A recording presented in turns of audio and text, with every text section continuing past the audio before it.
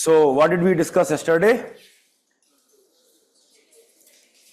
We discussed consequence of ethics. So when we discuss consequence of ethics, we mean that what good shall happen if we follow ethics and what bad will happen if we don't follow ethics. So basically, the topic is telling us that we should follow ethics. It will help us only when we follow ethics. And when we are saying that, it is saying with respect to individuals that it will help you in terms of survival, it will help you in terms of clear conscience, happiness, yes, credibility, social capital. So individually, it will help you a lot.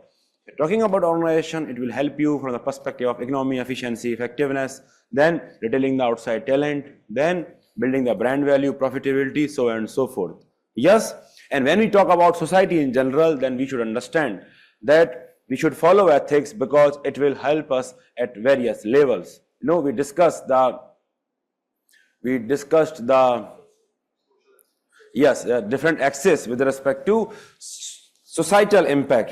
So when we discuss social consequences of following and not following ethics, we talk about social dimension, political dimension, emotional dimension, environmental dimension, so on and so forth, so that you can generate a broader dimensions of answer rather than simply talking about some aspects of the society. Yes, and the impact on global society we will study in ethics in IR topic.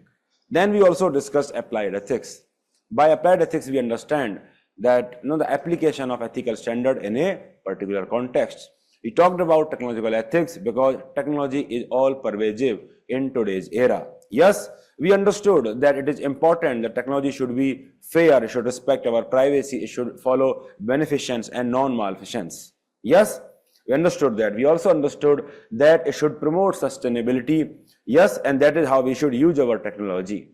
Talking about environment, we also discussed the important ethical principles of ecocentrism, stewardship, duty, justice, equity, yes, rights, including animal rights, yes. So those are the key principles that we are supposed to follow when we are dealing with, yes, environmental ethics.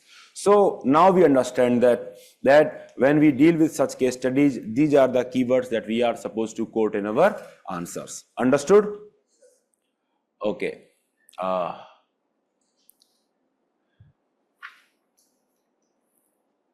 Equity is not different. We are just applying equity in the context of environment. That in the context of environment, equity means that it should not be the case. I mean, the burdens and the shares and the cost of development should be shared fairly. It should not be the case that a developed country, they are reaping the rewards of the industrial development, industrial revolution, but the countries which are poor, developing countries, island nations, they are bearing the disproportionate brunt of the climate change. So that is not fair. So that is what we mean when we talk about equity, and it is reflected in terms of CBDR, common but differentiated responsibility. Okay, so email ID if you want to note it is Piyush Kumar UPSC. My name contains P-E-E, not P-I, Piyush Kumar UPSC @gmail.com. Beauty ji, am I able to answer your query now? Beauty is the name of the person.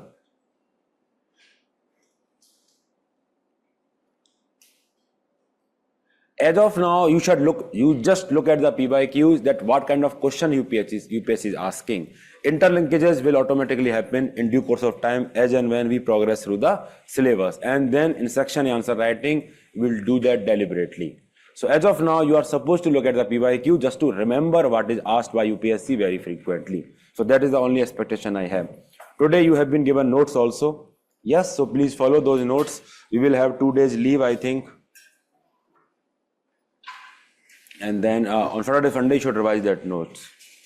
Shall we wait? I think people are coming only. So now we have revised all those important topics. Let us now understood another important dimensions of applied ethics. Those who have not yet joined the group, please join it. Should we try to memorize the content in the handout? Initially, yes, but later it will come automatically. Initially, it requires that you put some amount of effort in terms of, recalling things, but later it will come automatically. PPT is what you are supposed to follow 85 to 90%. I will tell you if there is anything else that you are supposed to follow. Done? Yes? आज का दिन अच्छा नहीं गया क्या? एकदम चेहरे उदास उदास क्यों रखें? What happened? पोल्यूशन बढ़ गया इसलिए? बताइए सब, उदासी क्यों है चेहरे पे? बोलो तो, सच चेहरा ही ऐसा है, ऐसा क्या है?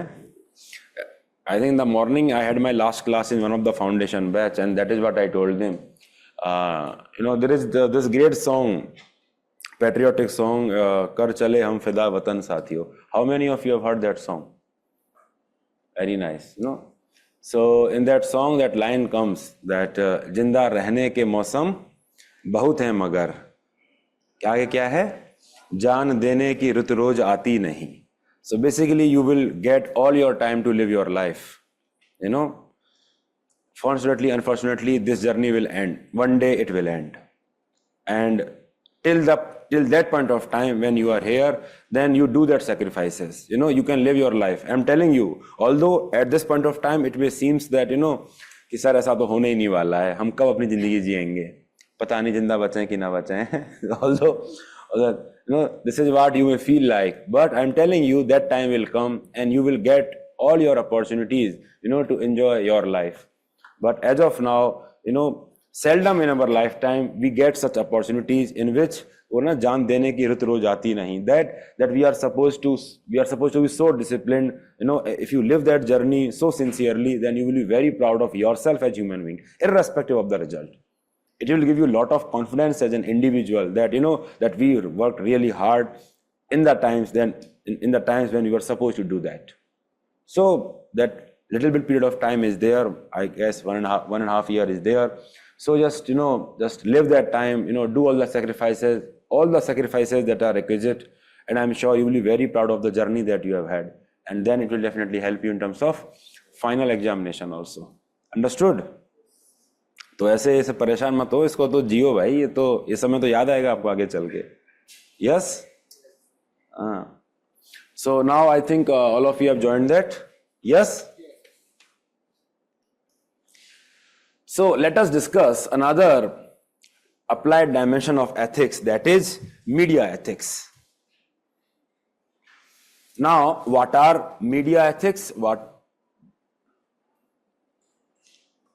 So basically, those set of specific principles and standards that media is supposed to follow to maintain trust of the people and maintain their own credibility. Again, very generic definition, and that is how you also need to derive your definition when you are writing any answer.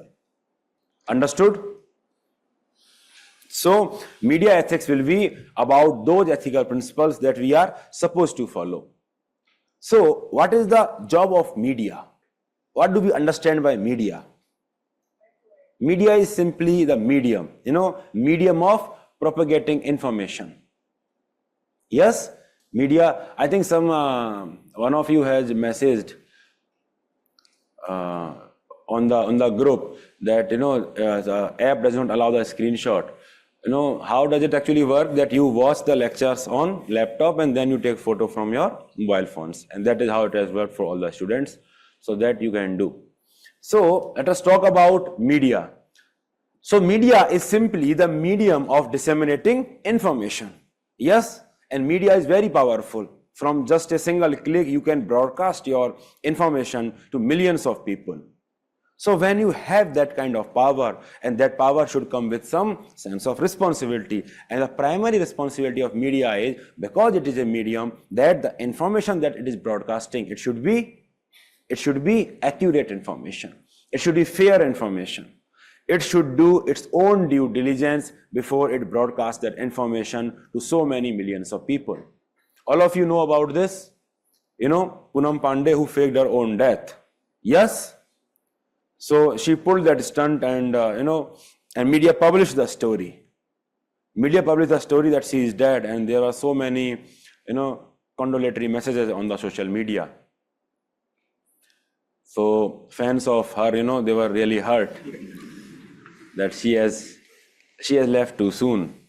But then after some time, and she herself came and she said that, that she is alive, and she did it because she wanted to raise awareness with respect to cervical cancer, something that all of us associate, no, not all of us, many of us associate with, neck cancer, but it is something else.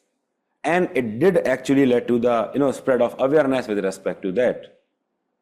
I think we discussed, with respect to normative school of ethics, that there is one school of ethics that is called deontological school of ethics. And as per that school of ethics, the action of media will be, action of Poonam Pandey will be wrong only. Because, she adopted the wrong mean. She was not supposed to adopt that mean. It was wrong only. We cannot make it a universal law. But as per utilitarian approach, as per the teleological approach, it would look at the consequences. And they would say, since no animals were harmed, see, so, it did actually lead to the generation of awareness. And that is why that action was ethical. So that is basically the perspective different school of thoughts may have on a single human action. But you see from any action, media definitely failed in its own duty of verifying the news before it published the news. So that is the example that you can write. Similarly, all of you are aware about that famous anchor, who talked about chip in the 2000 rupees note in the, when the demonetization happened. Basically, again, without even verifying the information, it was broadcasted. So media has the very first responsibility, since that is the job of the media, to disseminate information. You imagine that, you are the head of Aaj Tak or let's say NDTV India. Just by simple click, you can broadcast your information to millions of people. That is the power you are having. It's such a huge power that you can broadcast information to such huge number of people. So that power demands that you should verify the information before you publish it. But then there is another important part, that media is also supposed to play the role of fourth pillar of democracy, in which it is supposed to hold government accountable for its actions and omissions. But to do that, it should have some sort of independence. Because if media independence is not there, then what happens? If media independence is not there, then it will definitely not criticize the government. I will give you an example of print media. Various newspaper, various print media, they do not have many sources of revenue. And that is why it is difficult for them to survive. And often they depend upon the government advertisement to survive, because they do not have much revenue to sustain. So government uses the advertisement as a tool to appease some media houses. I remember, I think 2 years back, this Uttar Pradesh government, it gave almost all the media rights, all the print advertisement, to one single newspaper. Imagine, can that newspaper will ever publish a critical perspective on the Uttar Pradesh government? So how it will discharge its duty? Similarly, now we see there is corporate takeover of media. Yes, a single corporation is controlling many media houses. So even though you may believe that you are watching a different channel, they are just like the different version of the same channel only. Because all those media houses are controlled by a single corporate house. Now, will those media houses will ever criticize that corporate house for its actions and omissions? If that corporate house is very close to the government, will it ever, cushion government then? So independence of media is very, very important for media to ensure that it is discharging its duty properly. And another important responsibility of media is that when media is, let's say running a story, it should be fair to everyone, fair to every stakeholder.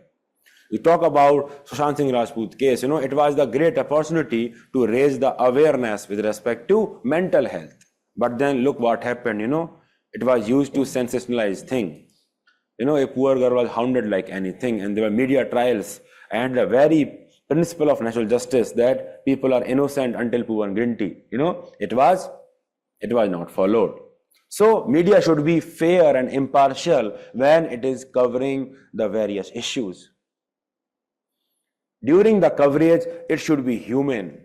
I remember when I was watching this coverage of Sushant Singh Rajput suicides, I remember the camera persons going to his house and thrusting this mic, into the mouth of his father. How will you feel if, someone does the same to you when you lose someone very close to you? You will feel very bad about it. Similarly, we have seen, during the coverage of various heinous crime against women, we have seen media often, is not very sensitive to the victim and their family. It asks all sort of questions, with all such brazenness. So the coverage should be humane. It should respect the dignity of the individuals. Media, for media to properly discharge its duty, it is important that it should follow its freedom of expression. It should have freedom of expression. There is no separate fundamental rights for media, but they derive from Article 19 only. So they have this freedom of expression, but then again, that freedom of expression is not absolute. We have seen what happened in 2611, how that coverage endangered the life of our security personnel.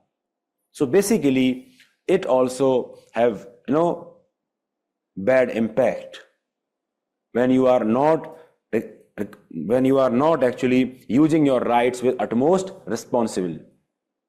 So those are the ethical standards that media is supposed to follow. Let us talk about another important fact. Since media is disseminating information, the news anchors in particularly, they should distinguish between facts and opinion. They should not dish out their own opinion as facts. Let people make the final judgment. Whenever you are doing a critical story on anyone, it is important that you give that person also a chance to respond to your story. Yes, for all that matter, you may be wrong about that person. So that is why, because media is a platform on which, it should broadcast different opinion. It is the viewers, the readers who should make the final opinion. And for that, you should provide them with all sorts of information that is necessary. So that is why, you should give an opportunity to them, to report if you are doing any critical coverage on them. Similarly, media should not discriminate based on religion, race, caste. It should not inflame hatred. We have seen so many Hindu-Muslim debates, on these themes that are inflaming the communal tensions. You can definitely use this example of UPSC Love Jihad, this particular show that was anchored by, I think, Sudarshan TV. And government actually censored it. And that is why you can use this example that is not the job of media, that you incite communal hatred. And ultimately, media should prioritize the stories that are relevant to the public, not just the stories that are actually, leading to sensationalism or TRP. Because if you are chasing TRPs, it may be the case that you may be missing out on the stories that are important to public. Because media essentially raises a lot of awareness. It can hold government accountable. We will discuss the role of media after some time, but for now, let us just understand that these are the ethical standards that media is supposed to follow. We will discuss the role of media in terms of inculcation of right values and everything. So whenever you are writing answers on media, try to use these ethical keywords, that these are the standards that media should follow. Understood? Now, talking about this, that prioritizing stories that are relevant to public, this phenomenon is there in the YouTube space also. In this, our own UPSC domain, you see this phenomenon that, if you make a video that is for the purpose of, education. Education means content that is relevant to UPSC. Then that content may not get various views. Yes, you talk about all those EdTech channels, they are actually an extension of YouTube channels. You understand this game? There's all these EdTech channels, when they founded those institutes, they were actually founded on the bedrock of YouTube popularity. And YouTube popularity, the popularity comes not on the basis of content. Because if you just, if anyone actually make a video of analyzing UPSC ethics paper of this year, how many views will be there? How many people will be interested to watch that video? Very less. But if suppose that media, that YouTube channel simply make a video कि मोदी ने दिखाई लाल आंख, then everyone will be like, हाँ देखते तो सही लाल आंख कैसे दिखी? Yes, इजराइल ने लिया बदला, ईरान की उल्टी गिनती चालू. So you see all these thumbnails and all these topics, it generate lot of interest. And in our domain, you see there is no dearth of such videos. And because of that, people, they think the problem is not that, they are consuming these videos for entertainment. Of course, all of us need entertainment. One may get entertainment by watching such videos. There is no problem in that. All of us have different sources of entertainment. But the problem is when we understand that while we are doing this entertainment, we are actually studying for the civil services. That is the problem. That if we truly understand कि मोदी जी ने लाल आंख दिखाई, ठीक है, and Israel ने बदला लिया, then we will be able to write a good answer in international relation, then it is a wrong thing. So this phenomenon is there in our industry as well. And that is why you see all these, YouTube-based educators, they often make those videos on which they will get more views. It is not wrong to do that. Of course, they have their own right to do that. That is also content that many of us would like to consume. And much of their content, is maybe relevant from the perspective of journey, may not be so with respect to academics. But then we as consumers should understand that when we are consuming those videos, we are entertaining ourselves. We are not studying. That is a difference that we should understand. When I was telling this thing to our foundation student, one student came just after the class, sir, aap sahi bol rahe hain. I was watching reels all the time, thinking that I am covering international affairs, current affairs cover ho raha hai mera. But those kind of current affairs, UPSC may not be interested in. So similar things are happening in media also. That media, is covering those stories which are more sensational than the stories that may be more relevant to the, public interest. So media should be very careful when it chooses such stories. So that is the expected ethical standards with respect to media. So now you please note media. We will discuss media, in bit more detail when we discuss role of media in value inculcation. There we will discuss media in bit more detail. Yes, with respect to exit poll also, I remember when the result for general election were being announced, in a particular news channel, and the news channel anchor was, jumping from the seats and seeing the name of the anchor that, look, Mr. This, we have got 400. We have got 400. That was the language he used. We have got 400. As if he was contesting the election. He was a member of BJP. Of course, he was a member of BJP. He simply revealed that. But, that is a problem with media houses. Done?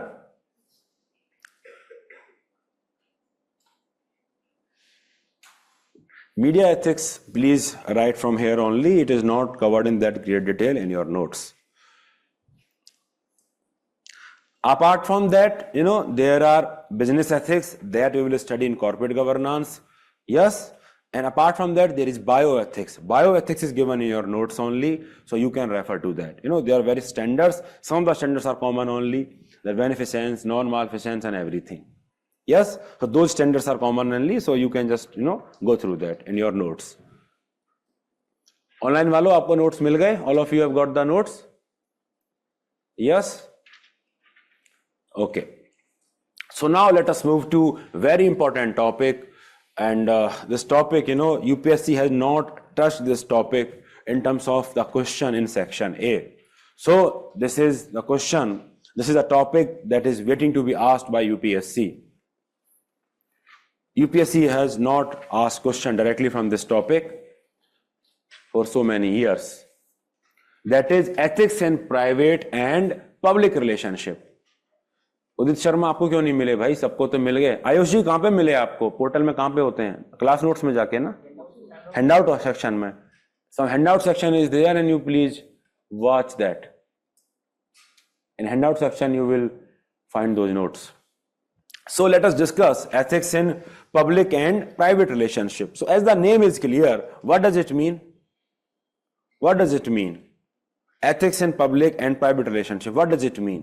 That what are the expected standard of behavior when it comes to public relationship, and what are the expected standard of behavior when it comes to private relationship. This is what that means.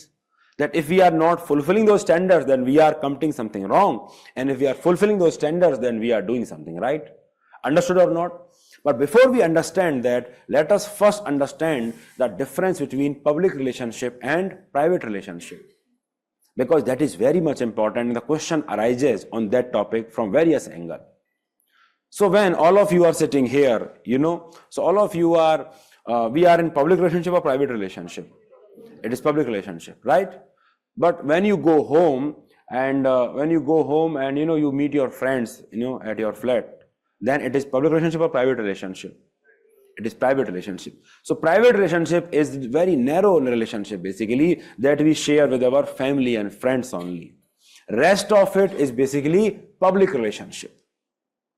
So private relationship, the scope is very narrow, that it is only with respect to friends and family that we share that bond. And rest of it is public relationship. Understood? Let us think of public relationship bit more, because when you want to write example with respect to ethics in public relationship, you would like to think from various dimensions. It should not just be bureaucracy that the examples you are drawing from. So when ordinary citizens like you, me, we are behaving in the public, when we are entering metro, when we are being frisked over there, it is part of public relationship. Yes, it is part of public life. When an employee is working in an organization, that is part of public relationship. And that organization can be a private organization, it can be a public organization, it can be a bureaucrat, it can be a minister also, it can be a judge also. All that part of is public relationship. Celebrities, you talk about Bollywood actors, cricketers, when they are having their life outside, it is called public relationship. You talk about all these religious gurus whom people follow, their life outside, it is also part of public relationship. So now when you think of public relationship, think from these many angles, not just from the perspective of bureaucracy. You think from the perspective of politicians, bureaucrats, religious leaders, and then you think from the perspective of Bollywood actors, celebrities, bureaucrats, of course, and then the people who are working in private organization, and the public relationship of the ordinary citizens when they deal with the society outside of their house, outside of the relationship with their friends and family. Understood?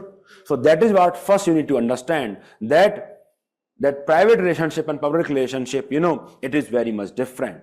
We should know that it is family and friend that we call private relationship, and outside world, community, organization, all of that will be public relationship only. Now when we are, we are with our family and friends, how we are supposed to behave? What is the source of ethical standards? Who tells us that this is how we are supposed to behave? It is mostly family customs. Yes, when we are in our family, then we are supposed to behave as per our family norms, as per our family customs. So source of ethics in the context of family is, in the context of private relationship, is mostly customs and norms. Religion is another very good example, that when we are with our family, our family will tell us, Navratra chalna hai, ye nahi khana hai, Tuesday ko ye nahi khana hai. Yes, so that is nothing but customs. Based on those customs, your action is now being judged, whether it is right or wrong. But when it comes to public relationship, there is laws, rules and regulations that are applicable there. So basically, the set of standard, it simply changes when you are dealing with public relationship. I will give you an example, okay?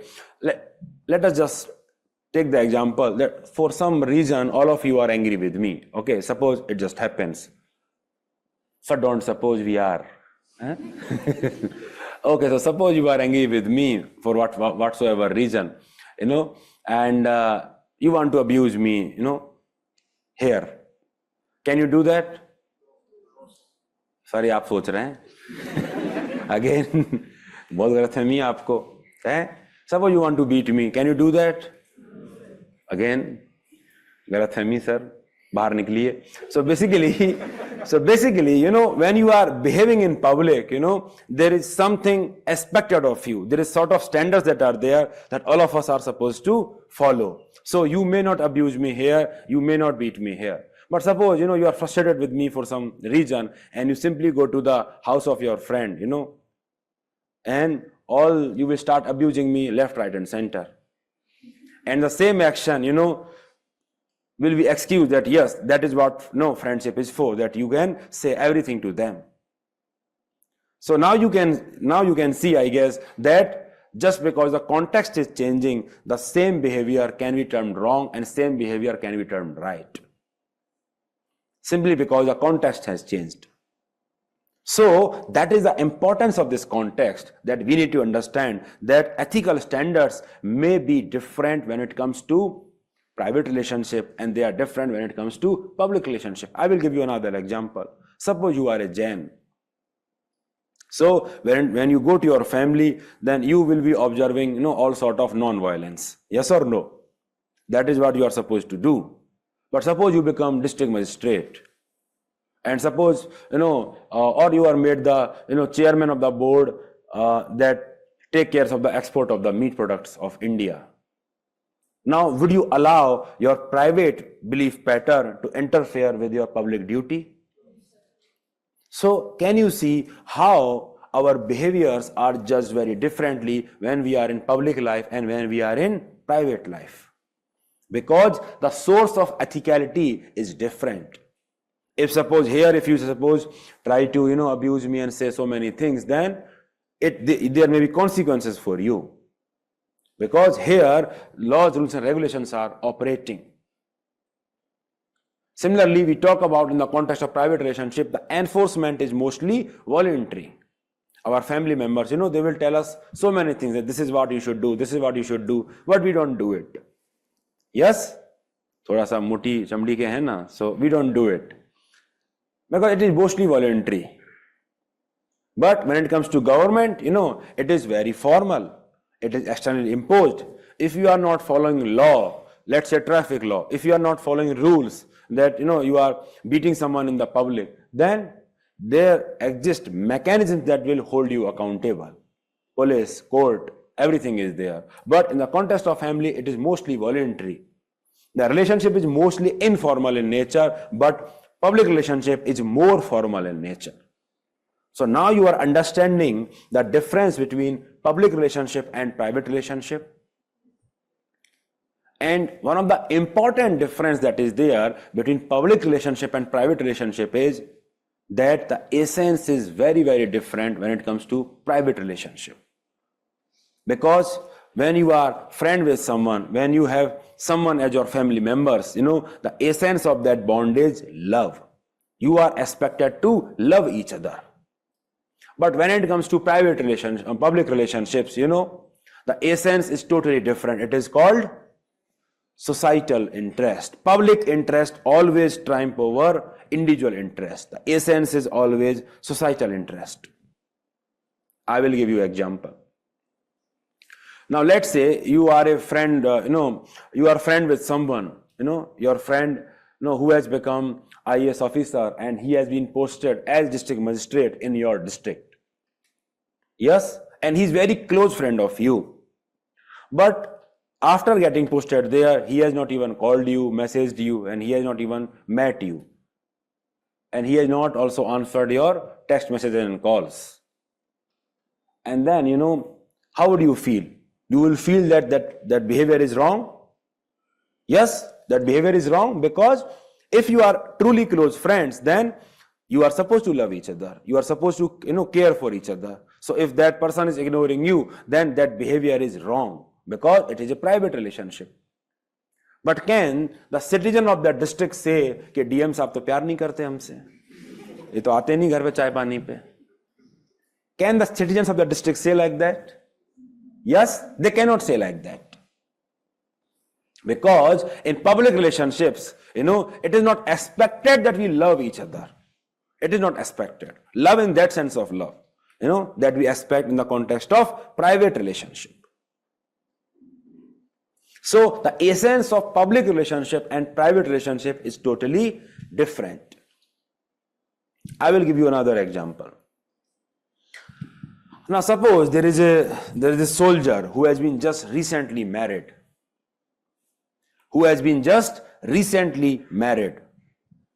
And that soldier has gone on to a border post. He alone is managing that post, and there is an attack on that post. And now when attack is there, he has two options, very clear options. A, he stand his grounds, he delay the attack and inform the people, but consequently he will be killed because he will be always overpowered. The situation is like that only.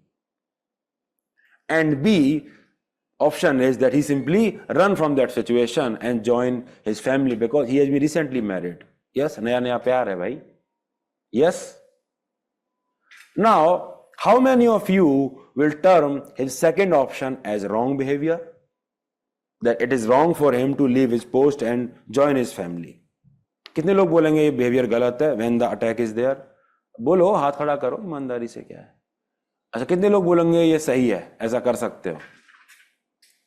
कौन है भाई? आप बोल रहे हैं, करना मत ऐसे.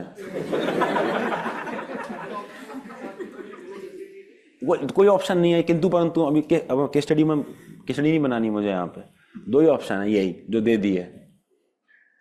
beggars are not choosers. दो ऑप्शन है, बताइए. So only two options are there. Either if you stay there, you will be killed, but if you come back, then no, you will not be killed. You will be having good time with your family, hopefully. So बताइए. So second option is wrong. Yes, almost all of us will agree that इस समय कौन सी class start होती है? Okay. Another batch is there at the same time? Yes. Okay. So, all of us have agreed that that action of that person is actually wrong. Yes, we have agreed on that part. Can you see how selfish we have become? We want that person to be martyred. That person should be killed on the line of duty. He should not come back home. Can you see that? Even if there is clear-cut choice between life and death, even then we are choosing death for that person. That is the essence of public relationship. When you are in public life, you dissolve your individuality, and very first ethical standard is selflessness. That is what is expected of you when you have public relationship. When you are in public life, you are supposed to behave selflessly. I will give you another example. Talk about COVID warriors. Talk about all the doctors. Talk about all the policemen. Did they not have any family member? Did they not have the risk of getting killed? Still they did their duty. Why they did their duty? Many of them died also in the line of their duty. Many of them died also. Why? Because it is expected that they are supposed to behave selflessly. Understood or not?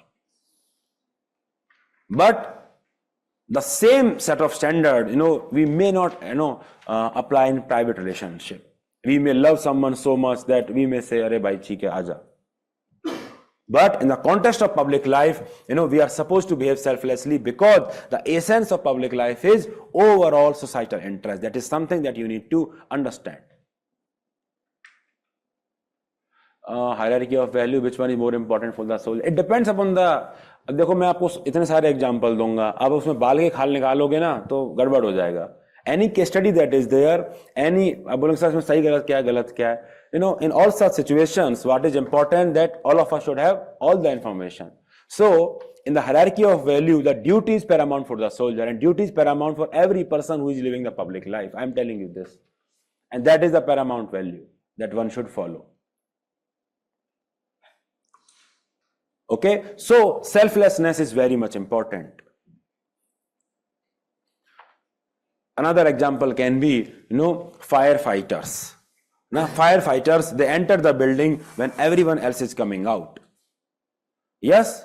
Suppose, just imagine the situation. A building is on fire and, the people who are trapped in the building and they are coming out.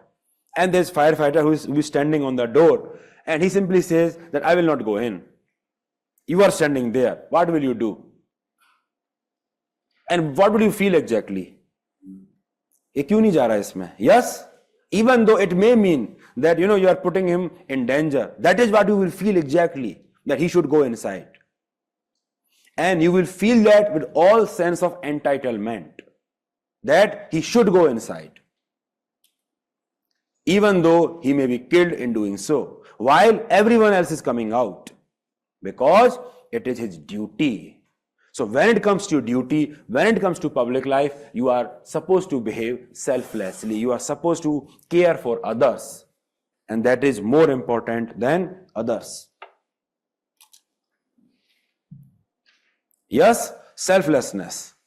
A topic is there in your philosophy of governance, in which we need to have various philosophical perspectives that how governance should be carried out. And one great philosopher of our time, that is Kautilya, he says that in the happiness of his subject lies king's happiness.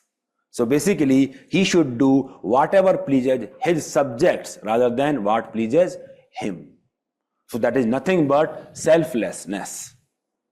Understood? So we discussed the example from the perspective of bureaucrats. We discussed the example from the perspective of public servant. Let us talk about celebrities. Now, all these celebrities, they have so much of influence over so many people. I will give you the example of Sachin Tendulkar. Sachin Tendulkar refused to endorse, multi-million-dollar deal of alcohol products because he believed that this is something that he will not do that. Again, selflessly, he followed that. He prioritized public health over his own individual good.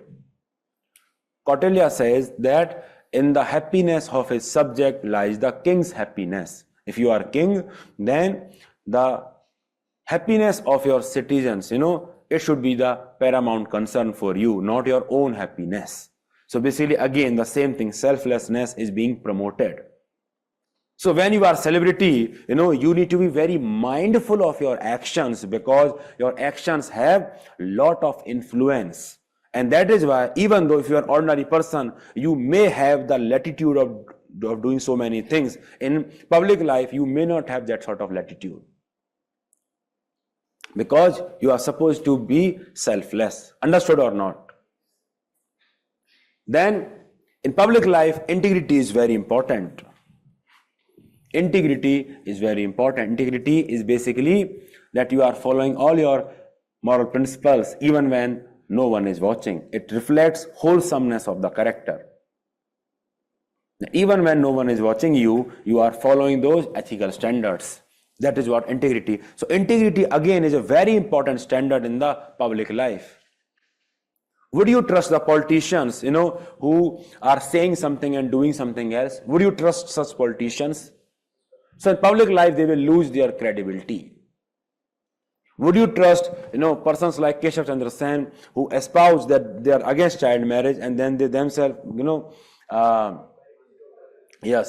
marry their own daughter at very young age. So all these people will lose credibility. So when you are in public life, you are supposed to be, the person with integrity. Then only people will trust you.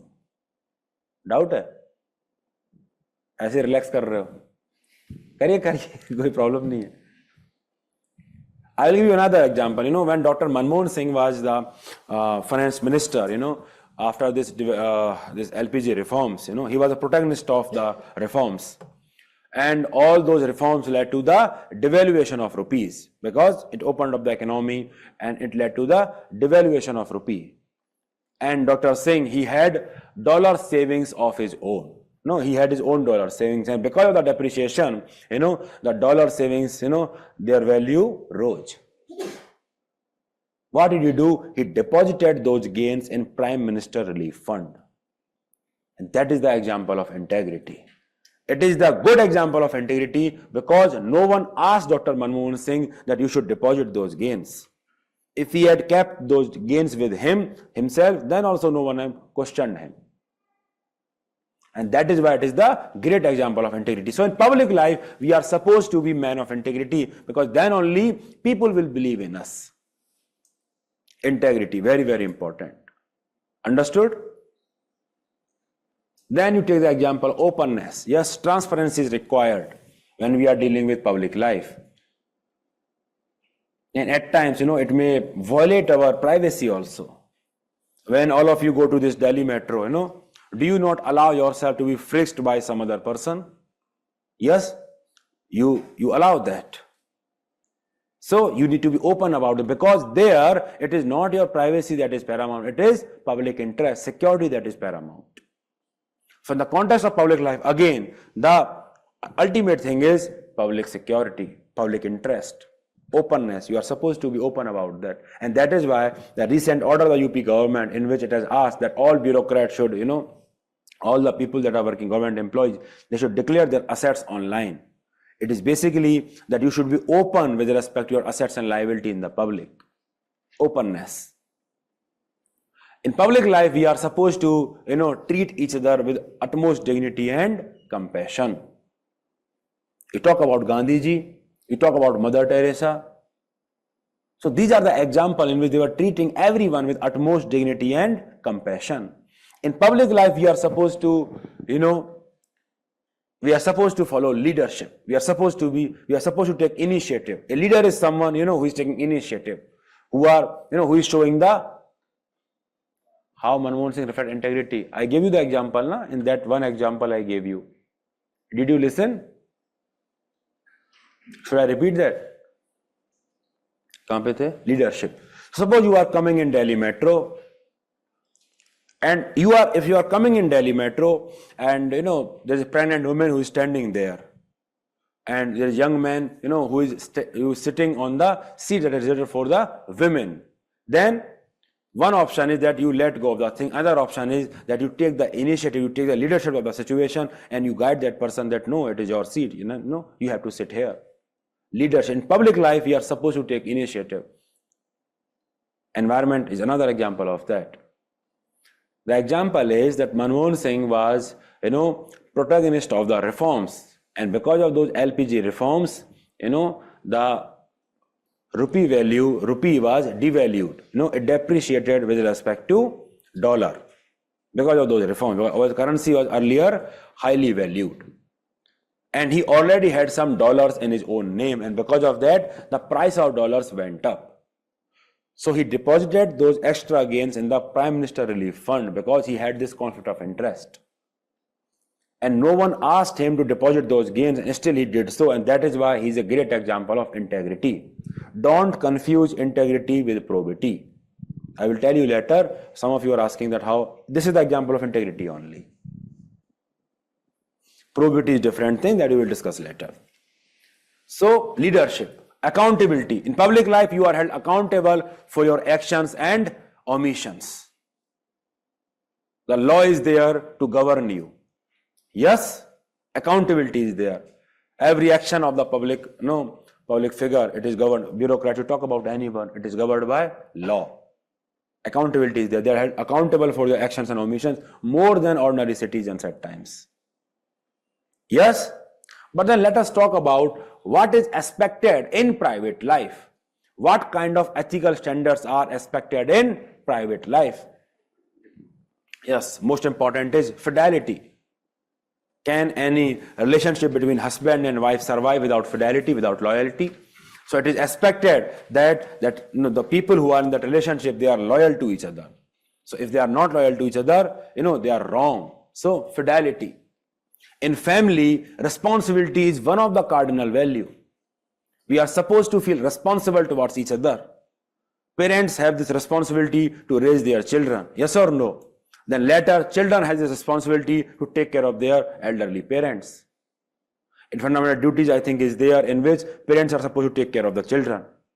So responsibility is there. In family, responsibility is there. If we are not being responsible towards our siblings, towards our parents, then it is wrong. We will be termed as wrong. Our behavior will be termed as wrong. So responsibility. In family, friends, we are supposed to treat again each other with utmost dignity because they are also equal human beings.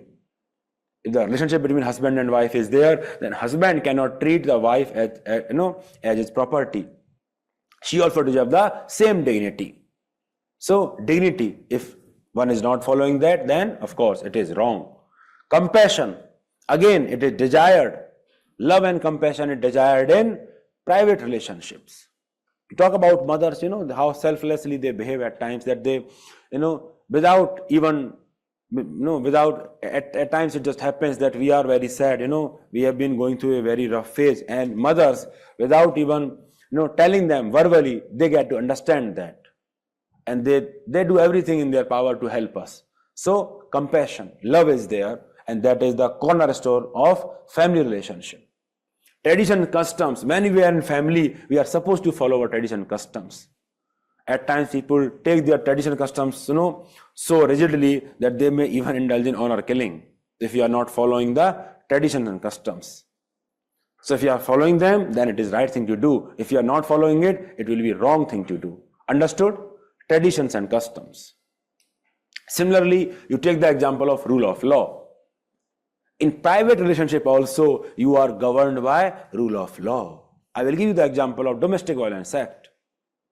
It is governing the family relationship only, that in family you should not indulge in violent activities. Understood? So that is rule of law. Take the case of Dowry Act. The Dowry Act is governing the relationship between two families only. That it is illegal to take dowry. Again, you are held accountable for that. Now, when you look at expected ethical standards for private life and expected ethical standards for the public life, you see there is some commonality that is there. Yes, accountability is there. There also rule of law was there. Yes, dignity and compassion is there. There also dignity and compassion was there. But then there is some difference also. Yes, for example, the difference in the context of fidelity, love is there. In public relationship, we are not supposed to love in that traditional sense. Understood? So basically, now this great debate arises where the question is actually found. Now we have understood private relationship, now we have understood public relationship, and we have also understood that there are different ethical standards for both public relationship and private relationship. Understood or not? Now there is this great debate. Some people say that we should not judge the private life of public individuals. Suppose there is a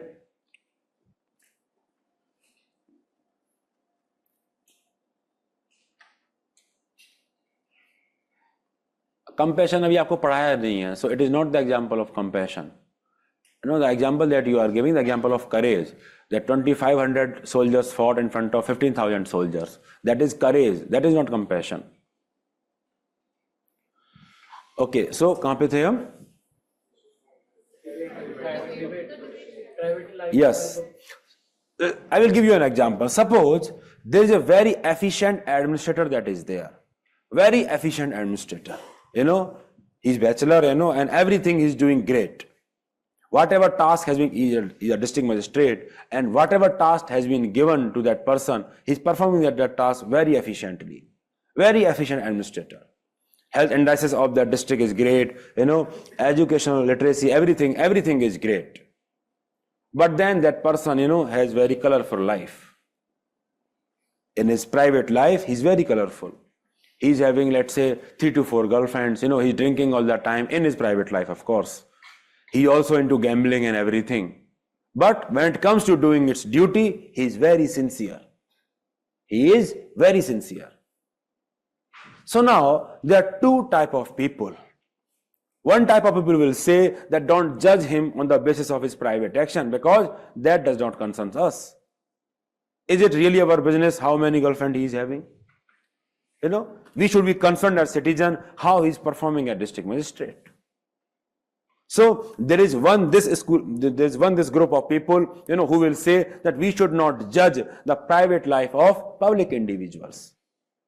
But then there will be another group of people who will say, no, it is different. We should judge that because they are in public life.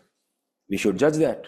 And they even go to the extent of judging that, why Kareena Kapoor has, named his son as Taimur Khan. That is their essentially private relationship, essentially private matter. That what will be the name of their child. But still it is being discussed, debated and judged in the public discourse. So there is this two school of thought that is there, that one would say that we should not judge the private life of public individuals, and one would say that no, they should be judged. It is more so because of technology and social media, lot of private relationship is in public domain. Now, as district magistrate, you are entitled to, you are having this your own Instagram account, you are having this own YouTube account. So it is the expression of your personality, private relationship, but it may impact the discharge of your public duty. All of you, I think, can remember this example of a famous actor, singer, I don't know what should we call him, an IAS officer, who was reprimanded by the election commission when he was appointed as the election observer in a state. He posted some photos from there and boasted about it. And then then he was reprimanded for that. So the point is that his private actions were judged. So the debate is that whether we should have different standards for public life and private life, whether we should have different standards for public life and private life, or whether we should have same standards, whether watertight separation is possible between public life and private life. That yes, this is your private life, you do whatever you are doing, and this is your public life, we are bothered about public life. And you are expected to behave in this fashion, and there is watertight separation in what is expected of you in your private life and in what is expected of you in your public life. So yes, and we will not bother about that, we are taking care about that only. So this debate is there, and that is where a very important theme, the question will be found, that in this age of technology, in this age of social media, should we judge the private relationship or private life of public life individual or public individuals? Should we judge or the celebrities? The argument is because the differential context is there, the essence is different. The essence of private relationship is love. Essence of public relationship is public interest. And that is why there should be different ethical standards. Why we should judge? We should also keep them separate. We should also keep private life and public life separate, because if we intermingle them, it will create the problems of conflict of interest. It will create the problems of conflict of interest. That is the problem that is there. I will give you the example. Suppose you become the district magistrate. Yes, and there is a option of tender that is there, and you have a younger brother who is unemployed and also poor, of course. So ethics in private relationship would say that since you love him, then you would like to help him. But ethics in public relationship will say that you have to do your duty objectively. So if you intermingle both these life, then there will be conflict of interest. So that is what they are saying, that we should keep private life private and public life public. We should not intermingle that, because there has to be different ethical standards. The power dynamics is actually very different. Private relationships, they are based on equality and mutual respect. But in public relationship, there can be huge difference in power equation. You talk about celebrities, there's a lot of power difference equation is there between celebrity and their fans. But when it comes to private life, the relationship is more or less equal. More or less there is mutual respect.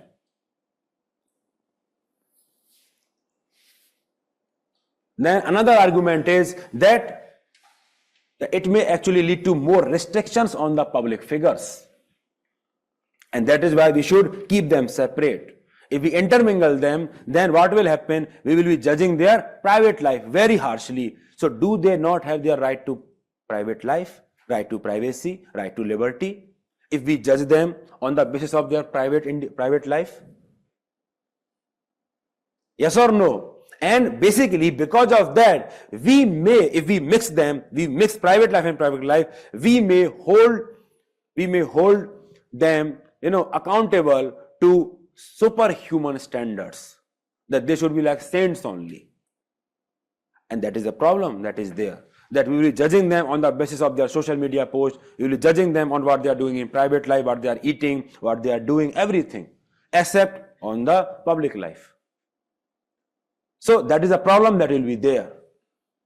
So that is why this group of school is saying that there has to be different treatment of public life and private life, because the essence is different, context is different. If we intermingle them, then it will create problem of nepotism, or problem of conflict of interest, and we will be ruining the right to privacy of the public figures if we intermingle them, if we start judging the private life of the public life individuals, all the celebrities, then it will create problem for them.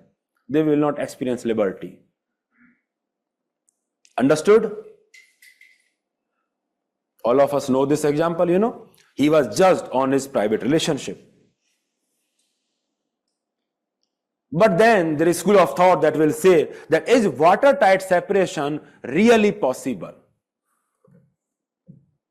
Now, that group was saying that it has to be separate, because there are so many problems if we intermingle them.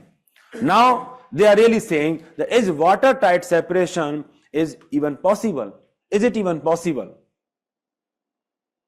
I will give the example of virtue ethics. Now, virtue ethics says that virtues are result of habitual action. What we do consistently, we become that person. Yes? So for you to be called a disciplined student, you need to be disciplined day by day, weeks after week, months after month. Yes? Both here, both in your private life, public life, everywhere. Similarly, for someone to be called gender neutral, he has to be gender neutral in his private life and in his public life. It cannot be the case that he's beating his own wife, in the domestically, and he is implementing domestic violence act in the public life. It cannot be the case. The example of a top cop of MP, he was beating his own wife, and he was implementing domestic violence act also. Police is implementing that. So it cannot be that case. Yes, because virtue ethics says that virtues are result of habitual action. It is habit. So you cannot possibly, make this distinction. Will he ever be able to implement domestic violence act with, letter and spirit? No, because he will not have that virtue, because he is behaving very differently. Virtue ethics. Then this rule of conscience, if you have too much of difference in your belief pattern, then it might create, cognitive dissonance for you, mental turmoil for you. So that is why there has to be more and more commonality. We cannot have the watertight separation. And ultimately, we also saw that there is some commonality between ethics in public life and ethics in private life. We saw that, yes, dignity, compassion, rule of law, accountability, those were the common standards. So watertight separation in any case is not possible. It does not matter whether we are in public life or private life, we should treat each other with utmost dignity. We will be held accountable by law. For example, if you are friend with some Dalit, some Dalit is your friend, then even though he is your friend, then also you cannot use certain words, because you can be jailed under Prevention of Atrocity, against SC/ST Act. So basically, law is governing your private relationship of friendship, and you will be held accountable for that, just as it is governing our public life. So yes, dignity, accountability, there are certain common values that are there between these two domains. And if you behave too differently in your public life and private life, then it will lead to the crisis of credibility and trust. I just give you the example of Keshav Chandra Sen. That it led to the crisis of credibility for him because he was not able to justify the decision that why he indulged in child marriage when he himself in the public life is opposing that. The story of Gandhiji, that once Gandhiji, a woman approached Gandhiji with her child that, you please tell this person he's eating lot of jaggery. And Gandhiji said that you please come after 15 days. And when she came after 15 days, then Gandhiji told that person that please don't eat jaggery. Now, that woman was perplexed. She said that you could have said that, in 15 days ago also. And Gandhiji said, I myself was eating a lot of jaggery at that point of time. So basically what he was experiencing in practical, doing in private life, he did not want there should be much distinction between that. So that's how you get credibility. On the other hand, we have the examples where they preach something very different, and then when they in private life they do something very different, and look how it actually leads to the problem. Understood? So that is ethics in public life and private life. That there cannot be much difference. Virtue ethics is saying watertight separation is not possible because officer is not able to implement domestic. See, virtue ethics is simply saying that virtues kya hai? Virtues are, let's say, Sohani, your name is Sohani, so there should be some characteristic attribute of you, right? Characteristic attribute like, you may be a disciplined girl. Yes? But for you to be, she's saying yes. I don't know to which question you are saying yes. So maybe, your friends and family members, they are calling you that you are a disciplined child. Yes, that's what they will tell you. But then for you to be called a disciplined child, you should not just be disciplined in front of your family members. You should be disciplined here also when you are not with your family members. So that is what virtue ethics, that not just in your public life, but in even your private life, you have to do the same thing. Understood? So otherwise, we cannot actually differentiate that. So now what is the conclusion? If I just ask you the question, now we have argued from the both sides that whether we can judge the private life of the public individuals or whether we should not, judge them because they also have right to privacy, they also have right to life. Then what should be our conclusion?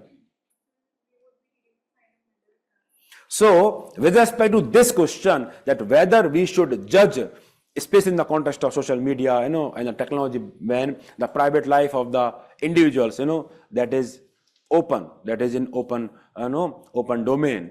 So, in that context, your answer should be that the public officials are even, they are entitled to their private life to the extent, it does not impact their duties as public servant.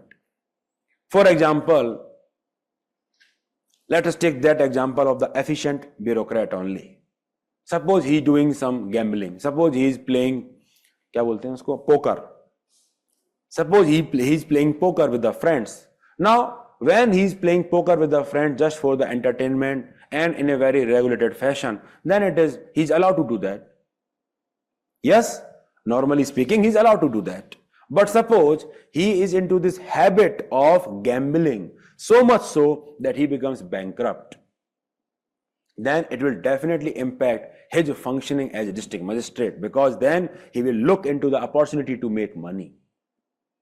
So his private life is now impacting his discharge of public duties. Let us talk about alcohol. Now when he comes home and then he takes some drinks. So if that drink, whatever he's, the intoxication he's getting, so of course he's allowed that. He has this private life. But then if suppose he takes so much of liquor, so much so that when he goes to the office next day, he is still intoxicated, then it is wrong. Because the private life is now impacting public discharge of the duty, and that is wrong. Understood? So that should be your answer, that so far, and there is a code of conduct. One line is there that you should not do anything that is unbecoming of civil servant. Unbecoming of civil servant. Such is the higher standard that is there, because in society you are the role model, people follow you. Understood? So in that question, that should be your answer. One question is done.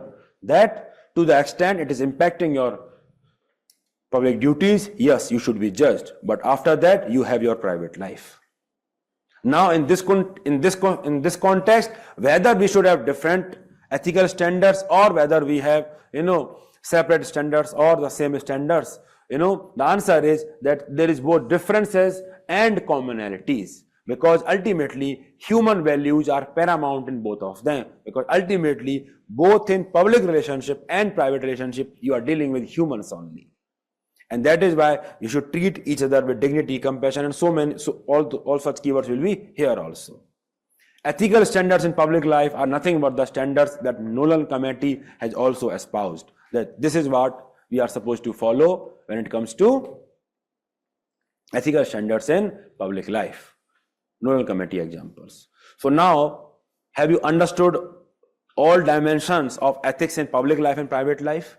Have you understood what do we understand by public life? Have you understood what do we understand by private life? Have you understood why, at times there are different ethical standards when it comes to public life and when it comes to private life? Have you understood this debate whether private life of the public official should be judged or not? And what should be your answer? Yes, have you understood this debate whether watertight separation is possible between ethical standards in public life and private life? Now have you got the answer? Yes, so this theme and this question is very, very important. UPSC has not asked this. UPSC has not asked this so far, and that is why it is very much important. It can be asked any year. Verdict is written with respect to whether there should be same standard or different standard. Yes, there is commonality and there is differences. And in the other example, the verdict was, to the extent it is not impacting the public discharge of your duty, then you have your right to private life. But it should not be that much that it starts impacting your duty. I gave you the example of gambling. I gave you the example of drinking. Yes, understood? Unbecoming of civil servant, basically this is what that has been written in Code of Conduct. It is such a broad rule that is there that we should not indulge in anything that lead to the unbecoming of civil servant. That is, that as civil servant we are supposed to be held high standard of ethics. We'll discuss that later. So now you please note this theme. This is very, very important theme I am telling you. हाँ जी बोलिए कहाँ गए? Can you please speak louder? So when you go to metro, they frisk you. Is it not violation of privacy? But you allow that? Why? Why you allow that? Because in public life, public safety is more important than your individual right to privacy. So we are supposed to be open. Now in UP, the government has made this dictum that all the civil servants, they should declare their assets and income on the website. So openness should be there, that what is assets and liability that are there. Openness in the sense availability of information. Openness in the sense that transparency. Sir, isn't the possibility of slippery slope in the example of DM gambling? कौन सा gambling? DM Gamble कर रहा है, poker खेल रहा है, हाँ तो बिल्कुल चांसेस है, तभी तो वो गलत हो जाएगा. जब वो फिसल गया तो वो गलत हो गया, क्योंकि वो फिसल गया तो उसका जो पब्लिक लाइफ है वो इम्पैक्ट होना चालू हो जाएगा. इसका मतलब ये नहीं है ना आप कुछ भी करो. आप स्मोकिंग करते हो, ड्रिंकिंग करते हो, चलो आप करते हो, अभी तो आप यहाँ मानोगे नहीं तो ठीक है, चलो आप करते हो, ठीक है. अब आप ये बोलोगे सर अब मैं ड्रिंक करता हूं तो लंग मेरा क्या नाम है लीवर तो खराब हो सकता है. हाँ भाई बिल्कुल हो सकता है, फिर भी तुम करते हो तो तुम मॉडरेट अमाउंट में करोगे ना उसको. तो वही बात हो रही है. आइडियल तो करना ही नहीं चाहिए, तो आइडियल बन सको तो बन लो.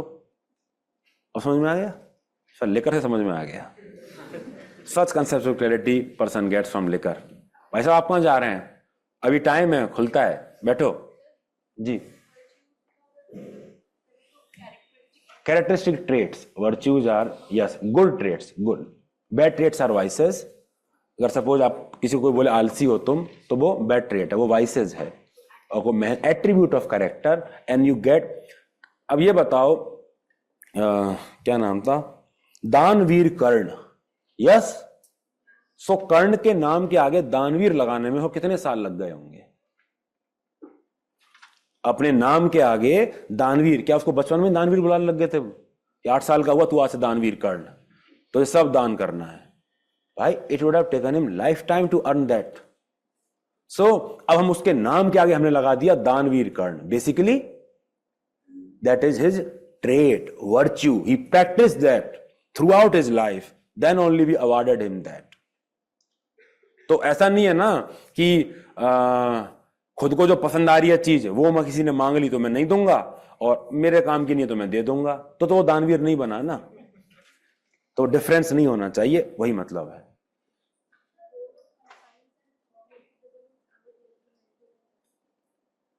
वो मैं पढ़ाऊंगा आपको, कंसाइंस पढ़ाऊंगा, डिसोनेंस ही पढ़ाऊंगा। कुछ तो आप ऐसे समझ सकते हो कि जैसे सपोज फैमिली से बोला गया होगा आपको पढ़ना है, मेहनत करनी है, तो इंटरनल बिलीफ इज कि हमको पढ़ना है। बट सपोज आप नहीं पढ़ रहे हो तो आपको अंदर से बुरा लगता होगा ना। हाँ वही है, तो वही मेंटल डिस्प्लेजर है जब हम सोचते कुछ हैं करते कुछ हैं। डिफरेंस कुछ और होता है प्राइवेट लाइफ में पब्लिक लाइफ में। तो हम उससे बचने के लिए हम फिर एक ही जैसा रखना चाहते हैं क्योंकि हमको बहुत गिल्ट फील होता है। हाँ भाई, फिर जैसे मैं जज नहीं कर रहा, लेकिन अगर करीना कपूर और सैफ अली खान अपने लड़के का नाम तैमूर रखते हैं जो कि एक एग्रेसर के ऊपर है सर, कि जिसने इंडिया को इन्वेड किया, ओपनली मैसेकर कर रहा है, तो क्या उस कॉन्टेक्स्ट में हम गलत बोल सकते हैं सर? तो तैमूर खाली वही एक तैमूर था क्या? लेकिन तो और भी तैमूर पैदा हुए होंगे ना। इंटरव्यू में एक्सेप्ट किया सर, उसी के ऊपर नाम है। तो भाई उसी के ऊपर नाम सही, तो मतलब हाउ आपका कैसे राइट है, आप क्या करोगे उसको जान के? लेकिन सर एक आप पब्लिक लाइफ, इसको अपन सेपरेट डिस्कस करेंगे, ठीक है? ये यूपीएससी में नहीं पूछेगा, आई कैन गारंटी दैट। ये नोट कर लीजिए, ये पूछेगा।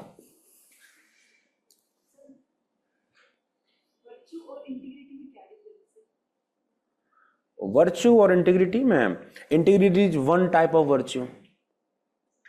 वर्च्यू तो मतलब आपकी अच्छी चीजें हैं, जो अच्छी वैल्यूज जो आप कंसिस्टेंटली प्रैक्टिस कर रहे हैं। तो you can be courageous, you can be integral, you can be honest, है ना, तो you can be compassionate, you can be dutiful. तो इतनी सारी तो वर्च्यूज हैं, सब वर्च्यूज हैं। तो वर्च्यू तो सुपर सेट है, इंटीग्रिटी उसमें से एक पार्ट है कि आप इंट्रीगल भी हैं। अरे भाई ऑनलाइन वालों को भी पढ़ लेने दो। अब ये कल एक बच्चे ने वो फोन किया यहाँ पे, ऑनलाइन के डाउट नहीं पढ़ते, देखो तुम।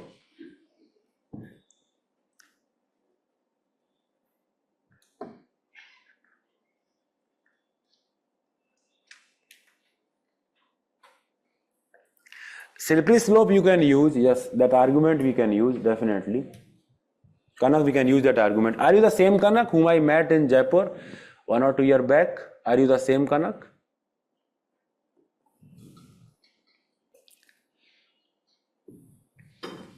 Oh, nice.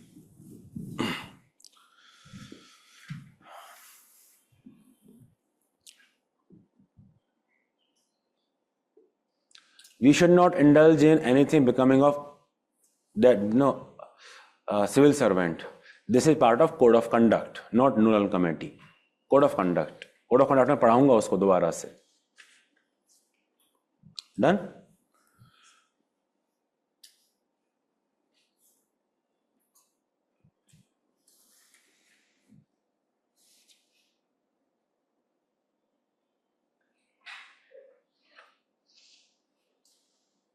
It depends upon the question.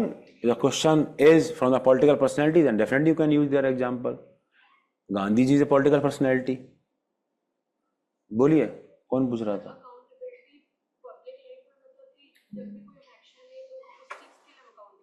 हाँ बिल्कुल होने चाहिए। आप बाहर जाके कूड़ा करकट करने लग जाओ, आप फैलाने लग जाओ, बाहर जाके लोगों पे गुस्सा करने लग जाओ। अभी आया ना एक वायरल हो रहा है,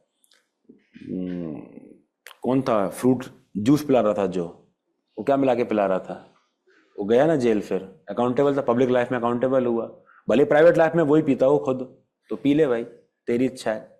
पब्लिक लाइफ में you will be held accountable. समझ में आ रही? How rule of law will come in private life? अब ये तो मैं आंसर कर चुका हूं भाई, इतने सारे क्वेश्चन का आंसर करेंगे तो आगे कैसे बढ़ेंगे? आप समझिए, आपको एग्जांपल दिया डाउरी का, आपको एग्जांपल दिया डोमेस्टिक वायलेंस एक्ट का, आपको एग्जांपल दिया prevention of atrocity against SC/ST act का। ये सब रूल ऑफ लॉ ही तो है इन प्राइवेट लाइफ। क्या अपने फ्रेंड को अब्यूज नहीं कर सकते? अगर वो दलित है तो वो आपको जेल में भिजवा देगा। आप अपनी वाइफ को टॉर्चर नहीं कर सकते, डोमेस्टिक वायलेंस एक्ट है। आप फैमिली से डाउरी नहीं ले सकते, तो rule of law is applicable. थोड़ा सा फोकस के संग सुनिए लेक्चर्स को, क्योंकि मतलब टाइम तो लिमिटेड है ना हमको। आपके ऊपर है, आप सेम चीज बार बार सुनना चाहें कि अलग अलग चीज मुझसे सुनना चाहेंगे।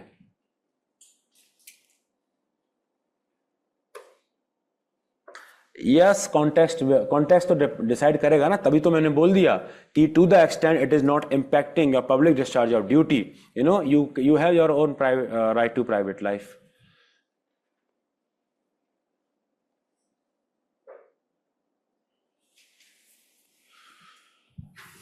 Done?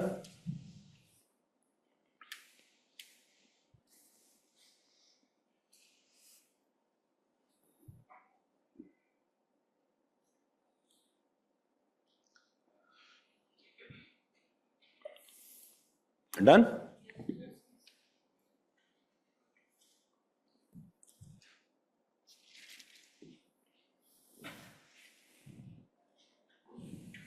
Done?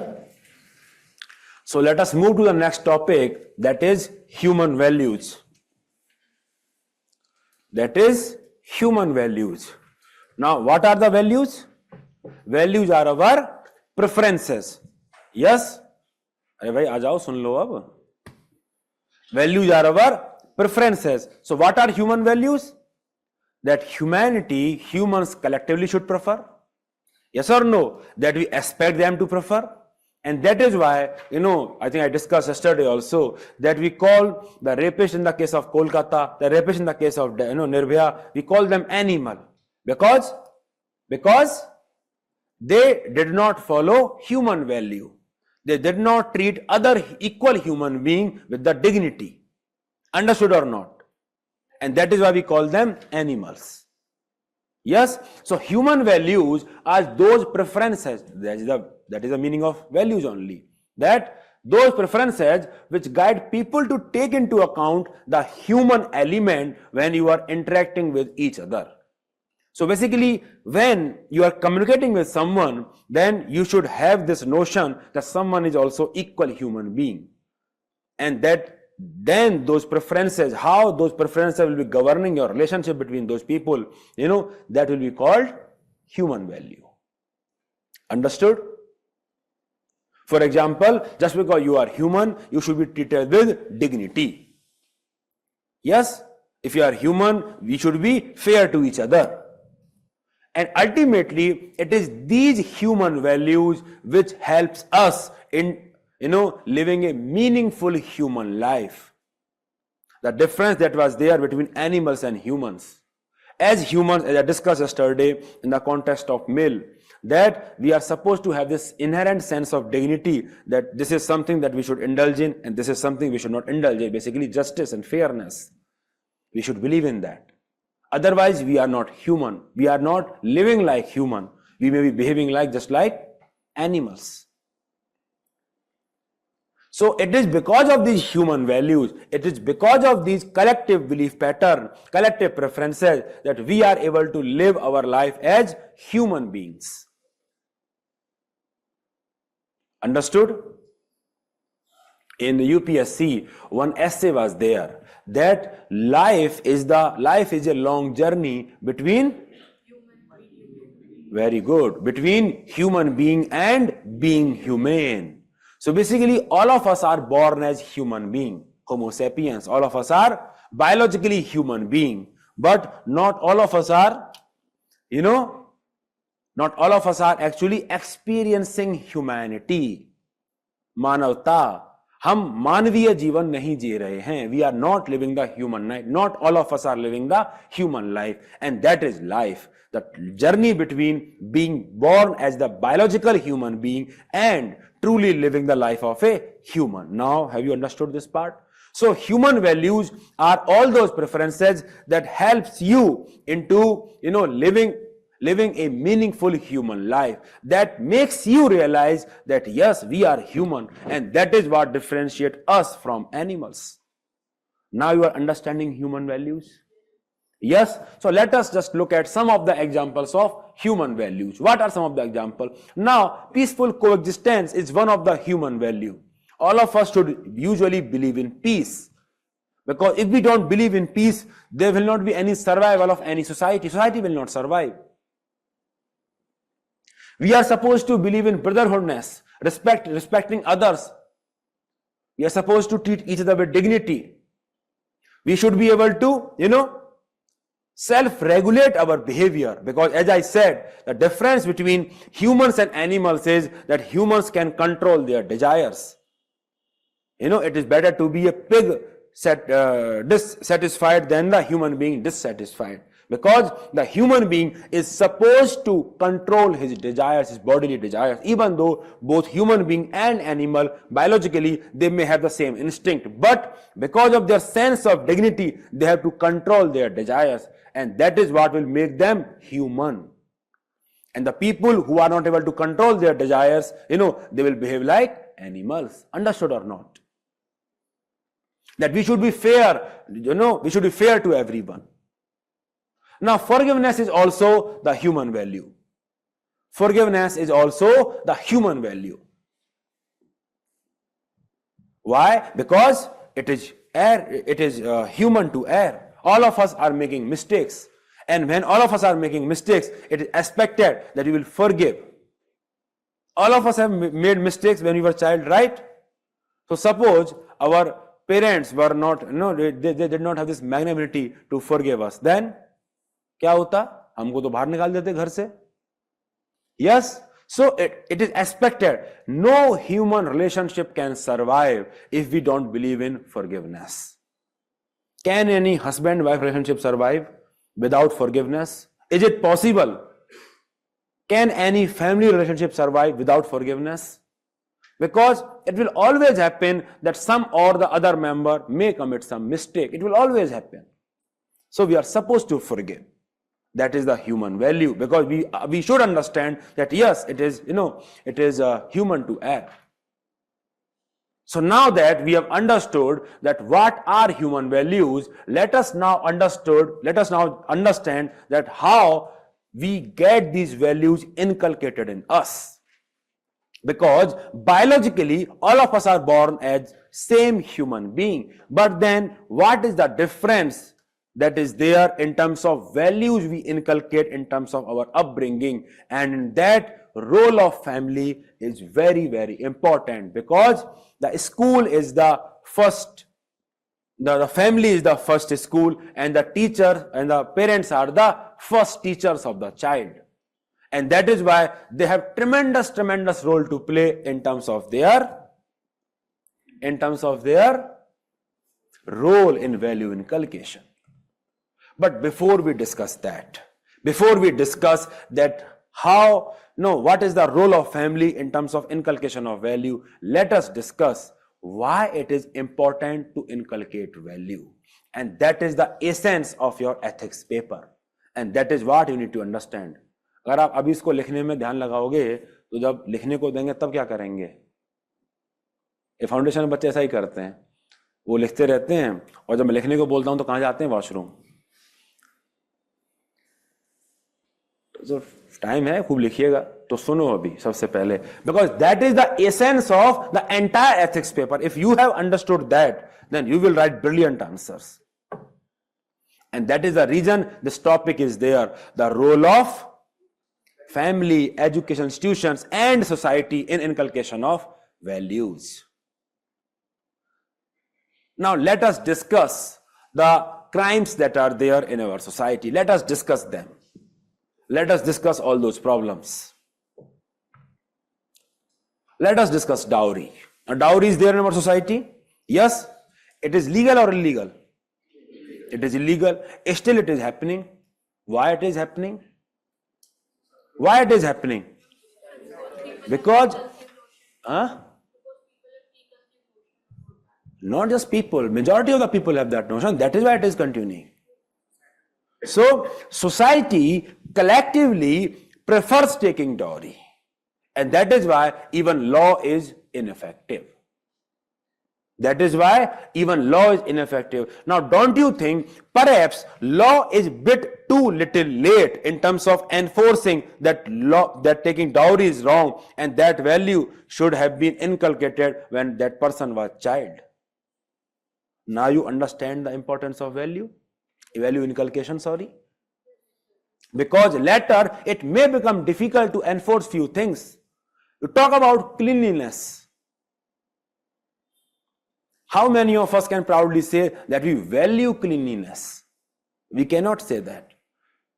Because since our childhood, we have this notion that it is a job of someone else to clean the environment. And that is why we don't respect cleanliness that much. I will give you another example. Let us talk about the crimes against women. Whenever there is the heinous crime against women, there will be demand that that person should be hanged. There will be this demand that that person should be hanged. There should be instant justice. गाड़ी पलट जानी चाहिए उसकी भी. And we feel that a justice has been done. But is it the real solution? Is it the real solution? Because if you look at, even if you put all sort of death penalty and all sort of deterrence that is there, but that sort of deterrence is there in terrorist activities also. Still, that has not stopped terrorism. Understood? So, even though, they say that you need to increase, security for the women, can you put policemen in your house? Because as per the NCRB data, most of the rape crimes are committed by known people. So, how can you expect policemen to be there? Forget about, crimes, against adult. We talk about crimes that are being committed, with respect to child. Various children, they have experienced sexual abuse, both boy and girl. And, they will not even say it. How is law applicable there? Because that incident will never come into the public life. So now, can you understand that how there is a limitation of law in ensuring that women in our society, they live the life with dignity, that they have this safe and secure environment. Now can you understand this? So my dear students, that is what we need to understand, that for a society to prosper, the law, rules and regulation will always have the limitation. And for the problems to go away, collectively in our society, we need to have right set of value inculcation. The rapist, who commit those crimes, he is also the son of some mother. Perhaps the mother and the family and the other society has failed in inculcating right set of value. That is how, women should be treated. Because that is something that we don't find important in terms of teaching our child that how they should behave with the women, how they should respect the choices of women, how they should respect that no means no, how should they respect the boundaries of women. That is not something that we are taught in our family. We are taught कि आपको तो merit में आना है, आपको तो IIT निकालना है, आपको तो IAS officer बनना है. But we are not taught that, that women have their own autonomy and we should respect that. We are not taught that. And that is why, in one of the speech, Prime Minister also said that the parents have lot of blame and I should say duty to share when it comes to right set of value inculcation, because that is the only permanent solution for crimes against women. All other things are bandages. The law, order, law and order, justice, everything, all these things are bandages. They can help you because you can always, catch some of the miscreants, because some of the people will never inculcate right set of value. So we can always punish them. But if collectively society believes in that, then what will you do? I gave the example of dowry. It is happening at, such mass level. even though it is illegal. For all that matter, many of the aspirants, they just want to prepare for the examination because they have heard the great dowry, they will get if they clear examination. So basically, we can understand that various social evils are existing because, we have not got the right set of value inculcation. So the problem of cleanliness is there not just because municipality is not doing its duty. It is also because citizens are also not doing their duty. Corruption is there not just because government is indulging in corruption. It is also because citizens, they are not valuing corruption as an electoral issue. They also promote materialism. The social evil of crime against women is there because collectively the society believes in patriarchy rather than respecting women. So that is why, one topic was there, essay topic was there in the UPSC, I think 2016, that crises in India, are they moral or economic? The crisis that our country is facing, is it because of economic? The nature of them, is it economic or is it moral? So if you see behind almost every problem that is there, you will find a crisis is actually moral. Who has asked farmers, they have all the access to, great technology. Who has asked them that they need to cultivate all such unecological crops? Who has asked them, the people who are, making this, all these paneer and, milk that is there, that is fake actually. That is used, others, detergent and oil, that is used to make them. Who has asked them that they should do that? Because of greed only they are doing it. Because they don't understand this phenomenon that if you are earning wealth through such means, it is wrong. This aspect of wrong human action is not there.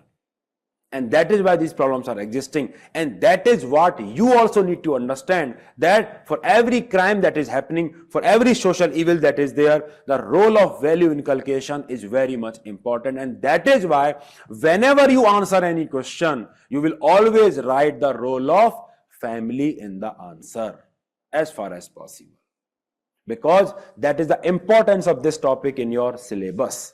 So the question, when this question came last year, that corruption is not just the problem of government, it has multi-dimension, dimensions are multiple. So it means that society collectively, is not believing in fair means. It is not, celebrating the success through fair means. It is celebrating the success by all cost. And that is why it is promoting unfair means.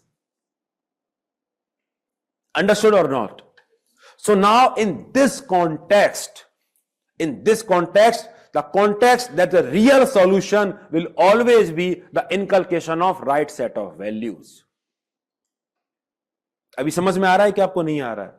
I went to Bengaluru, in last month, and there I met one of my college senior who has done really well in his life, and I met him and he was asking me that, Piyush, what are you teaching there? I told him that ethics, and he said that why these guys, they want to become IAS officers, because they will be doing corruption only.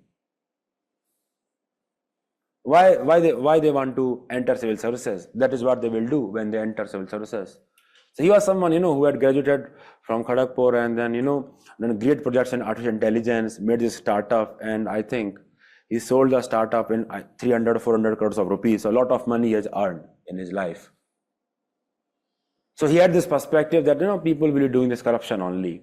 Then I asked him this question that, yes, we can always blame them that they are indulging in corruption. But let me ask you that, have you not ever paid bribe to the traffic constable when you violated the red light? And he said, yes, I have done so. Then the civil servant who are joining the civil services, they are contributing to corruption, but you paying the bribe to the traffic constable is not contributing to the corruption. Why this double standard? From where the bureaucrats are getting recruited? Are we recruiting them from Pakistan? No, they are from this society only. So whatever collective societal values are there, they are reflected in the bureaucracy. Whatever collective social values are there, they are reflected in politicians. I'm sure our politicians are not from Mars, they are from our own society only. So now this is what we need to understand, that that is a failure of society, failure of family, failure of education institutions to inculcate right set of values. Understood? And that is why role of all these institutions become very much important. And if they fail in inculcating right set of values, so many problems will arise. Understood or not? Yes?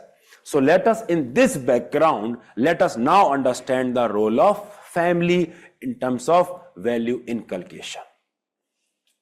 Now I discussed about Sachin Tendulkar, that he said that he will not be endorsing alcohol, even though he was offered a lot of money to do that. And he says, or he often says, that it was because his father took that promise from him that he will not support such things. So that is the role of father in terms of inculcation of value. You talk about Jawaharlal Nehru. Jawaharlal Nehru was secular, he was scientific, democratic leader, yes? Having rational outlook, believing in democracy, law. From where he got all such values? From his father, Motilal Nehru, who was also a prominent lawyer and freedom fighter. That is the role of parents in terms of inculcation of right set of values. You talk about Tata, Ratan Tata. No, Tata, as a legacy, they're inculcating right set of values, that we have to be ethical while we are doing our businesses, and that is what has been inculcated in their entire family. Yes? So basically now we understand that parents, they have great role to play in terms of value inculcation. We talk about father, we get to learn the value of responsibility from him. He has so many responsibility. Mother, they take, they act so selflessly at times that, they will offer anything to us instead of having it themselves. When I'm saying that we learn responsibility from father, and selflessness from mother, I'm saying that from the perspective that, the father and mother role, they are not watertight distinctions. We are seeing that the family that are single mother or single father family that are there, and the roles have been interchanged also. But usually that is what we learn. If we are born in a joint family, we learn the values of cooperation. Yes? If we are born in a family, or let's say military family or army family, we learn the values of discipline. And mostly our religious values are shaped by our family only, mostly. Usually that is the religion we follow for the rest of our life. The religion that we get from our family, usually. So those values also become our values. So if you are a Sikh, then you will be, made to participate in various humanitarian initiatives, and you will get this feeling of service to mankind. You will learn that value. It is important that we have that perspective. Understood? So now that we have understood that there are various values, yes, that we can learn from the family, let us now look at some other examples and see, how exactly we are inculcating those values. We also know the example of Dashrath, that in his family, upholding promises were very important tradition, and that is how that value was transmitted from generation to generation. You talk about Jijabai, she also had a great role to play in the upbringing of Shivaji Maharaj. So now we know various good case studies of parents and how they have inculcated right set of values. But the question is, how exactly parents are inculcating right set of values? How exactly? How? A primary, among them is how exactly they are rearing their child. Child rearing practices, they impact a lot. I'll give you the example, in various families, parents are a bit authoritative, they do not take opinion from their child. They will always impose their own opinion on the child. Often they will not allow child to express their emotions. If the child is, crying, then they will simply, beat him and say, don't cry. So basically they are very authoritative. So when when the child experiences that sort of parenting, he will, become apathetic, because he will also not be sensitive to such emotions. Understood or not? So, emotional sensitivity.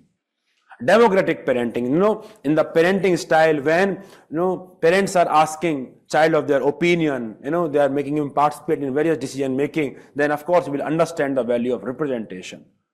And perhaps he will value that also. Now, for this, I have this great example, the great case study. After this World War, the people in USA, they wondered that how come Japanese, how can they be so ruthless? How can they be so cruel? Because whenever the Japanese people went, they committed so many atrocities, so ruthlessly, that it made the people in USA wonder that why they are so ruthless.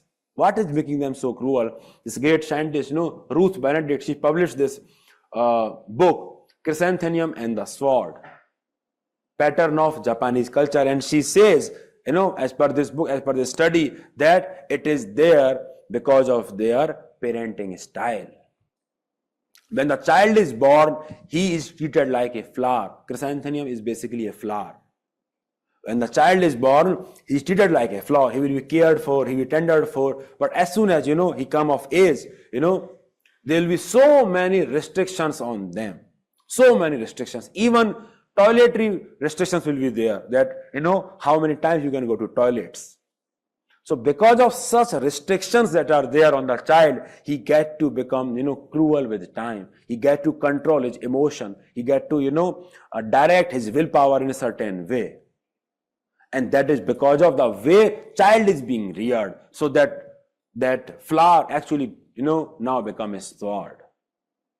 So how you are rearing a child is having actual lot of, importance in terms of inculcation of right set of values. Another important way is observation, because that is how children learns. Yes, observation. Now in school, the school teachers are saying that, smoking kills. But at home, the child is witnessing that father is smoking all the time and he is alive. So he may not take that warning so seriously. Yes? So observation learning. He will observe how his father is treating his wife. He will observe how his father is treating the, female members of the family, and then he will learn those values. And he will learn those values, and he will have the same sense of entitlement. And that is how patriarchy is getting inculcated in the children. Observation learning. Another important aspect is allegory. Allegory is nothing but storytelling. That you are telling the stories. Panchtantra ki kahaniyan. Yes, so many moral stories we have heard. Rabbit and tortoise, so many stories. So when we hear those stories, we get to learn so many important values. Allegory. Then often parents have this unrealistic expectation from their children. Unrealistic expectation. And it adds a lot of mental pressure on them, and they become really, underconfident. Because they will always be compared to Sharma ji ka beta, that, he has done so much so. All of you, if you are in, multiple attempts, you might have also heard that from your parents, कि उसका तो हो गया पहले attempt में, तुम बात कर लो उससे कुछ. Yes? So basically it actually leads to, child becoming underconfident. They have low self-esteem. Yes? So the way you are treating your child will go a long run in terms of what kind of values you are inculcating in him. Allegory is the expectations. Then very simple ways, operant conditioning. What is operant conditioning? It is actually a way through which you are rewarding a certain sort of behavior and punishing a certain sort of behavior. So that child knows what is expected of him to do. So suppose you are working hard, getting good grades, then your parents will reward you. But suppose you start stealing things from your neighbors, then they may punish you, so that you understand that this is not that is expected of you. So that is how you will get this value preference, that this is something that I should not prefer, so otherwise punishment will follow. So then this thing will become part of your value system. Understood? Operant conditioning and role modeling. Role modeling, very, very important. That at times parents themselves are the role models for their children, that children wants to emulate. Role modeling. At times they want to become just like their father. Many of the students that I encounter, they have their fathers and mothers, in civil services. They are civil servants. So they want to emulate their parents because they have ready-made role models in their houses. They have seen their work, they are inspired by that, they know that what kind of great satisfaction they derive when they are doing their duties. So they also wants to emulate them. So because they have ready-made role models in their house. So at times parents, through their behaviors, they demonstrated certain sort of values, and that the child emulates. And that is how it also becomes part of their value system. So far we have understood that it is important that we should have right set of values. Yes, the importance of value inculcation. We also now know that family plays great role in terms of value inculcation. We also now know what are the various values that we can learn from the family members and how exactly they are transmitted from the family members to the child. Now let us see, always have this critical part, that why family as an institution has failed in terms of providing right set of moral values. So let us talk about the dynamic aspect of the family as an institution, and it is very, very important. In this paper, you must prepare concepts from critical perspective, because that is where question will be asked. So changing family structure, it has its own role in terms of impacting the value inculcation. Now, earlier there were joint families, there were elderly parents that were there to tell you so many stories, but now, because of nuclear family, there is more and more emphasis on individualism, gratification, and lesser emphasis on collectivism or the valuing of others. At times it just happens that the children, they may not be even exposed to elderly, and they may not develop the sensitivity to their problems because they are living in the nuclear family. So that is how they become more individualistic. You talk about single parent family or the family in which both parents are working. It also creates lot of toll in terms of child rearing, because there is many responsibilities that the parents have to do, and they may not have the time to be emotionally present for their child. They may not have the time, to take this initiative that what kind of value they should inculcate in their child.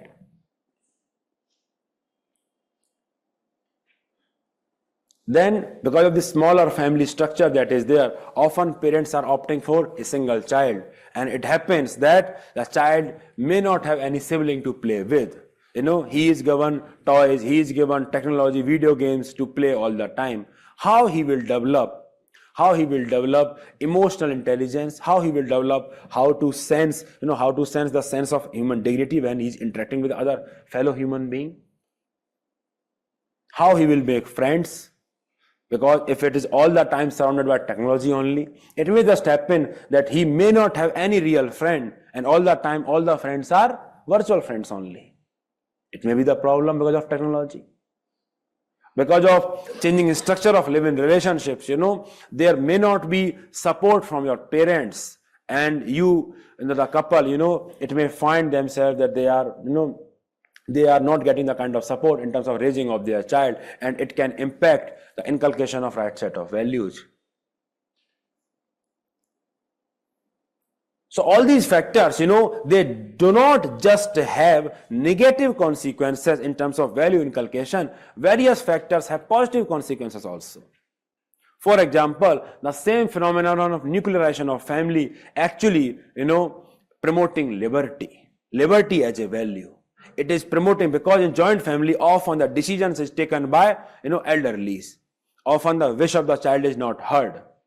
So that is why at times it is more authoritative than democratic. But in nuclear family, at times decisions are more democratic. Your opinion is heard. So that is how you understand the importance of individual dignity, individual rights, and democracy. When both parents are working, the child is having ready-made role model in the form of parents. So it may be the good thing to have.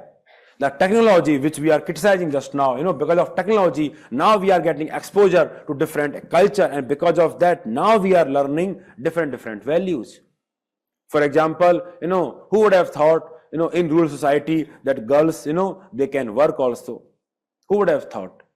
For them, all they could do was that they have to be good wife, good mother, yes, good daughter, but never, they can exist in terms of their own individual aspirations.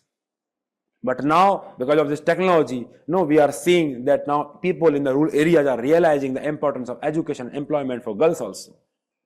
So technology has played a great role there also.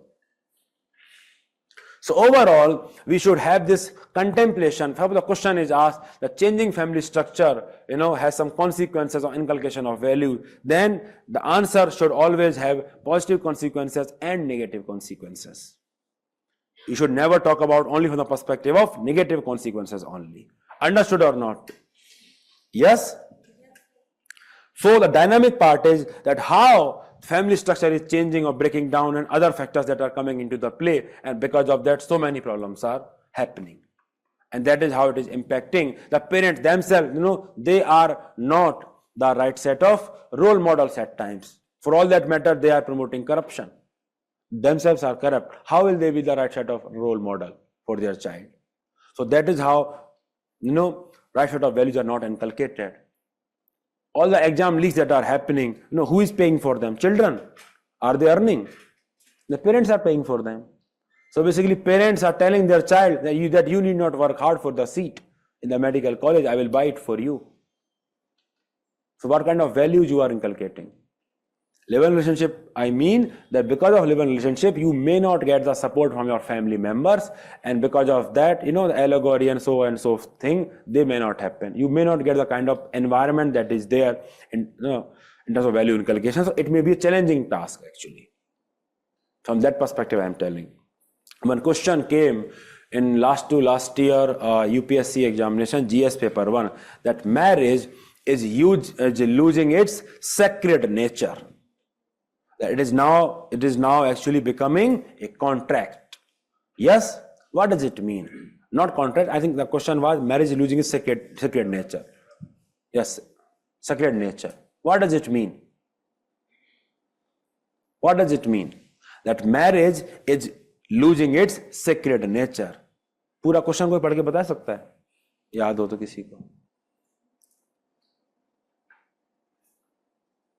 So basically the questions often comes around a dynamic aspect of institutions.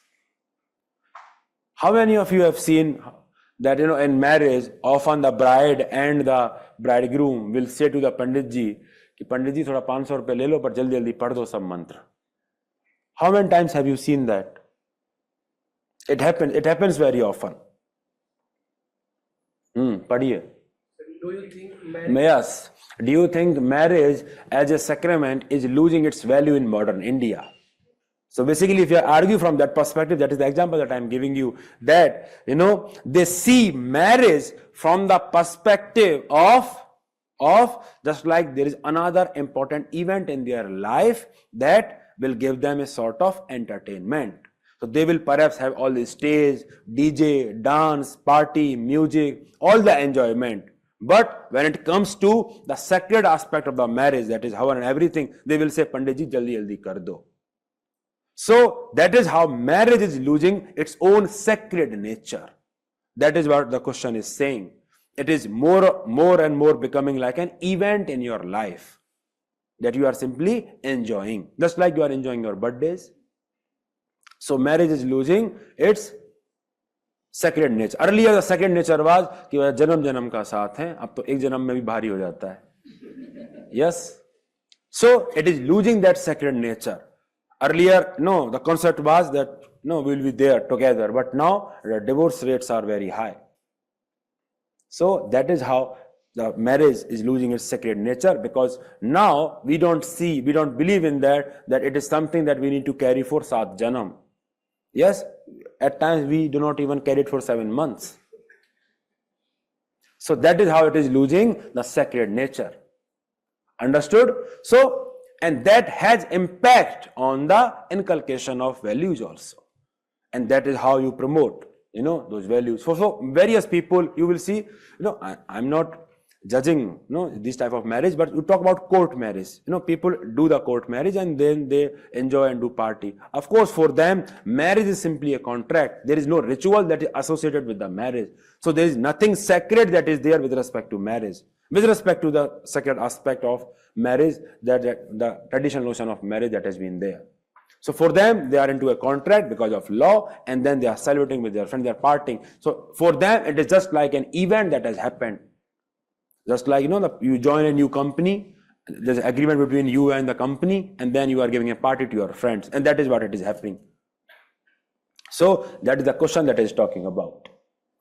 Understood? So all I'm saying is, always have this critical perspective with respect to institutions and how they are changing. So increasing divorce rates, they also have, that is also that you can write, increasing divorce rates, that they also have impact, it also have impact on the inculcation of values, because, ultimately it affects child.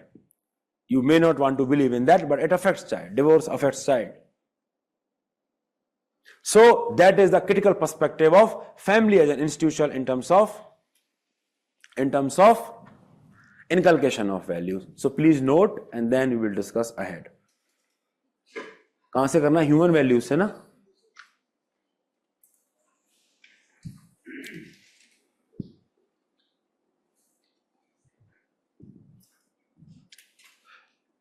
यार लोग सुनते नहीं है कि जब मैं पढ़ाता हूँ, डिलेड मैरिज में एग्जांपल दिया ना कि एट टाइम्स लोग मतलब एक ही बच्चा करते हैं, and because of that question was there ना, एक पॉपुलेशन के ऊपर एक क्वेश्चन था ना इस साल, is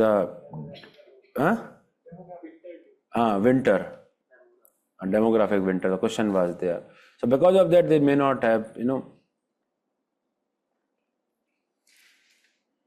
can we justify relationships on increasing divorce rate? Can we see a positive factor? I am not saying, see, मैं कुछ नहीं बोल रहा, बस मैं ये बोल रहा हूँ कि that is how you need to write your answers. आपको जैसे करना है वैसे करना भाई. I am not saying that. ये लोग out of context क्यों चले जाते हैं? देखिए, मेरा बस एक पर्पज है यहाँ पे, है ना, और वो पर्पज बहुत क्लियर है. वो पर्पज ये है, I should help you in terms of getting you marks. ठीक है, एथिक्स का टाइम जब था जब बच्चे थे, ठीक है, यूपीएससी ने कर दिया, वो समझ में आए चीजें. ठीक है, तो basically that is my primary objective that is here. ठीक है, तो आपको फिलोसफर बनने तो नहीं आयो, आयो यहाँ पे कि हम बाबा बनेंगे, यहाँ से पढ़ के फिर ज्ञान दिया करेंगे, घर पे यूट्यूब चैनल खोल लेंगे, हैं? तो उसके लिए तो नहीं आए हो ना. तो उतना दिमाग मत लगाओ, दिमाग उतना ही लगाओ कि आंसर में क्या लिखेंगे, उस एंगल से सोचो. जब उस एंगल से सोचोगे then it will be more fruitful. आ रही बात समझ में? ऐसे तो फिर क्वेश्चनों का अंत नहीं है. तो फिर रिलेशनशिप में रहें कि ना रहें, अलग हो जाएं. तो फिर आप क्वेश्चन ऐसे पूछने लग जाओगे मुझसे. तो भैया जैसे रहना है वैसे रही.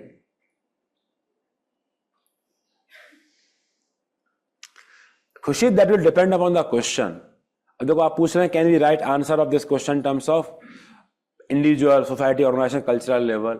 Or the question is not like that, then how will you divide the answer? The question is on the family only, then you have to write at the family level only. So depend upon the question.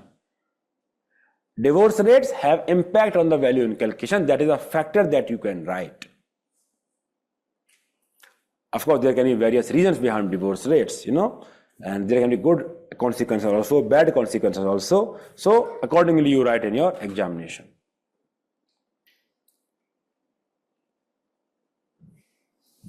I will tell you the positive consequence of divorce. Can I? Yes. So this is my belief that many of the marriages in India have survived because we believed in patriarchy. Because women, they never questioned the authority of their husband, and because of that, their marriage has actually survived. If those women, they were financially dependent and they were aware of their own rights, since beginning, then perhaps, many of the couples, the divorce rate will always be higher. So that is a positive side of divorces, that it liberates you from the toxic relationships that may not allow both of you to grow because of various reasons. So it is not always that divorce is wrong. It can be the right thing also. Of course, circumstances. अब लिखना मत sir promote कर रहे हैं divorce को, है ना, sir तो बोल रहे हैं डिवोर्स ही कर लो, शादी हुई नहीं है डिवोर्स करा दो. Some people are like that. तो शादी तो कराओ पहले. डन. शादी कराने से कहानी याद आ रही है. Shall I share that? Okay.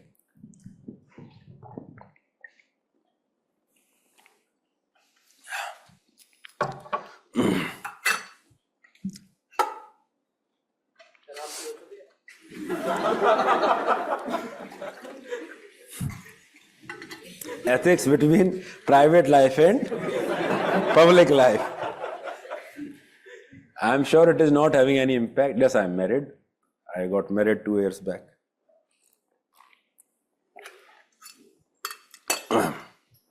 So 2 years back I was in Jaipur, है ना. I found out one institute that is there. So one of my student, he met me, I think a few days before the mains of 2021, I think, if I can remember correctly. And he was not writing that well, and of course the time was not that much that we can work together on something. So I said, ठीक है भाई, अब तुम लिखो जो जैसा भी लिख के आओगे. And unfortunately he missed out the mains cutoff by over 100 marks.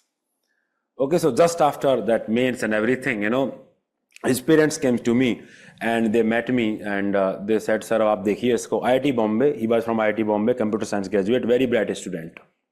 And I said, ठीक है, अब तो time है हमारे पास, we can work together. And then we started working together. And very meritorious person. So he really worked hard on his mistakes. So in the very next attempt, he got into IPS, and I think he would have got the home cadre only. Yes. So home cadre, and then he took this EOL and he wrote the mains examination again of last year. So 2020 he got rank, and 2023 he was writing again. Understood? So in 2023, when he was writing again, so just after mains, he had written the mains for the rank improvement. So his service got upgraded, and now he was into IES.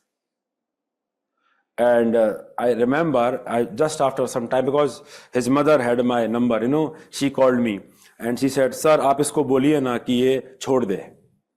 Because, if he joins this IES service, he will be getting cadre that is far from the Rajasthan. He will be getting some cadre in Northeast, and he will be very far from us. So आप बोलिए इसको छोड़ दें. तो मैंने कहा कि माता जी ऐसा मत सोचो, ये तो जैसे तैसे मिल जाती है सर्विस है. ऐसा हो सकता है कि मेंस भी ना निकले. कई बार यूपीएससी अनप्रेडिक्टेबल, जरूरी थोड़ा ना सर्विस इंप्रूव ही हो तो IRS चला जाए, IRTS चला जाए, फिर क्या करोगे. एंड शी वाज लाइक, नहीं आप एक बार बोल दो उनको.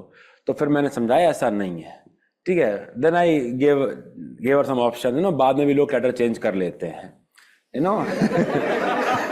There is a way to change cadre, that you can marry someone, from the All India services, and then cadre can change.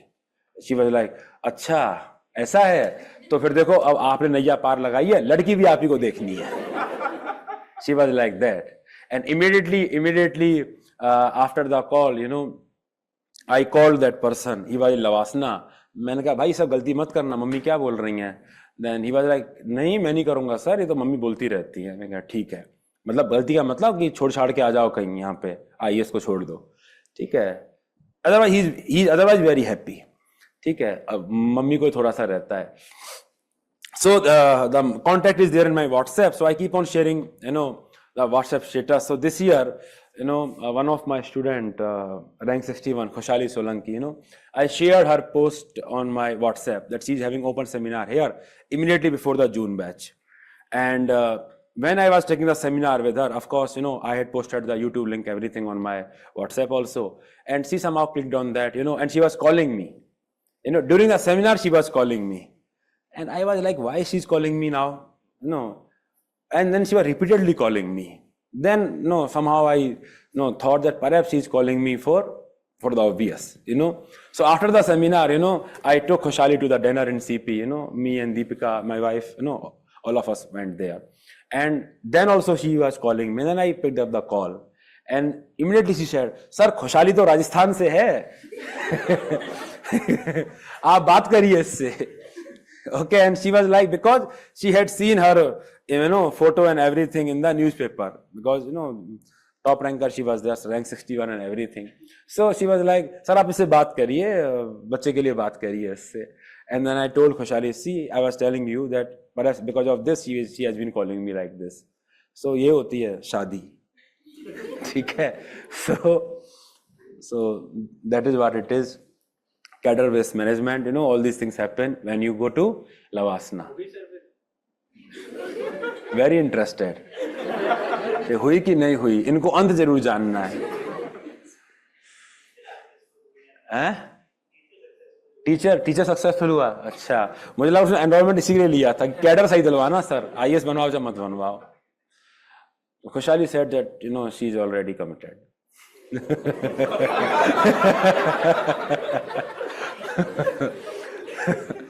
That she is already committed. मैंने कहा, okay, good. क्या बोल रहे हैं? Okay, so that is what happens at times.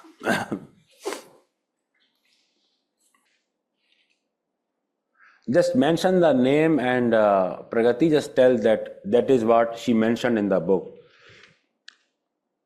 You need to tell a little bit about this incident because not everyone knows it. Done? हो गया, चल रहा है अभी. Okay, so when we are discussing inculcation of values, before we discuss this further, let us understand that yes, families are there to inculcate values, but are they enough? Or are they the alone institute that influence value inculcation? No, a child attends schools also, college also, it goes to cinema also, it watches media also. So basically, when we are talking about society in terms of value inculcation, we are talking about in terms of cinema, role of cinema, media, culture, friends, neighborhood, religion, leaders, family, educational institutions. So basically, all these people together are contributing in terms of inculcation of values. Understood?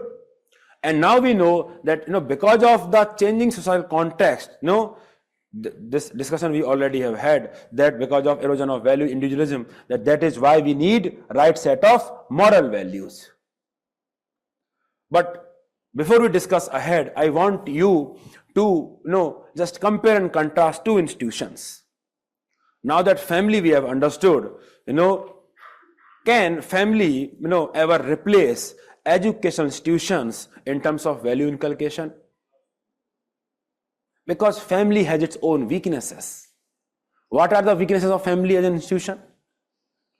A, the family may believe in orthodox values. And this is the problem that is there. Most of our families, they believe at least in some sort of orthodoxy. And they will be imparting those orthodox values in the children. And there it becomes important that education institutions play their role. Understood or not? So basically, family is more informal. Strength is also there. It is not just the weakness is only there, the strength is also there. It is more informal. But the limitation is that it may not provide the kind of environment that is there in educational institutions. Can it provide, all such things like all the extracurricular activity that we indulge in? Can it provide that kind of platform? Can all the families provide that kind of platform? Can it ensure that the student is meeting people from diverse background of life? Can it ensure that? It cannot ensure that. So, education institutions has great role to play in terms of value inculcation. And this great key term I would like you to remember, that whenever you will be writing the role of educational institutions in value inculcation, always use this keyword that is called whole school approach. this keyword whole school approach, it believes that value inculcation is actually an important element, an important part of education. Usually we believe education, that it should get us degrees, it should get us jobs, employment, everything. But whole school approach believes that it is equally important to inculcate right set of values. So you should always use this keyword whole school approach whenever you are talking about schools and colleges. That we should view schools and colleges, these education institutions holistically. Understood? Whole school approach. Now, when we are talking about whole school approach, let us see what are the kind of values that we can learn from schools. So as I discussed that in Japan, the students, they are tasked that they should be, cleaning the environment that is there. They should be cleaning the environment. They are tasked. And because of that, they get to inculcate right set of values. That cleanliness is very important because they themselves are doing it. In India, often it happens that we don't, clean ourselves, and that is why we believe that cleaning the environment is someone else's responsibility, and that is why we don't value it that much. But if we start cleaning it ourselves, then perhaps we will understand the importance of it. Yes? So जब कभी कभार once in a while आप room साफ करते हो तो चाहते हो ना 5, 10, 15 दिन वो रहे ऐसा है क्या नहीं? अगला नंबर तो 15 दिन बाद आएगा. Yes? How many of you are like that? 15 दिन में जो रूम साफ करते हैं,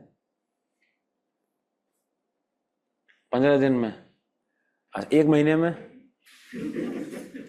ऐसा कम पे आते हैं, 7 दिन में एक बार, वीकली करो. हाँ, तो आप खड़ा कर सकते हो अकेले. गलती से खड़ा हो गया कि भूल गए कि मैं तो कल ही करके आई हूं. सो वीकली कितने लोग करते हैं?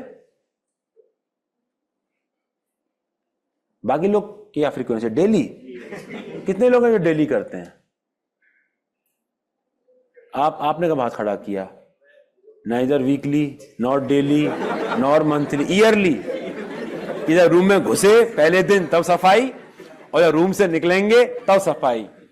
Then I will call him the most eco-friendly person that is there.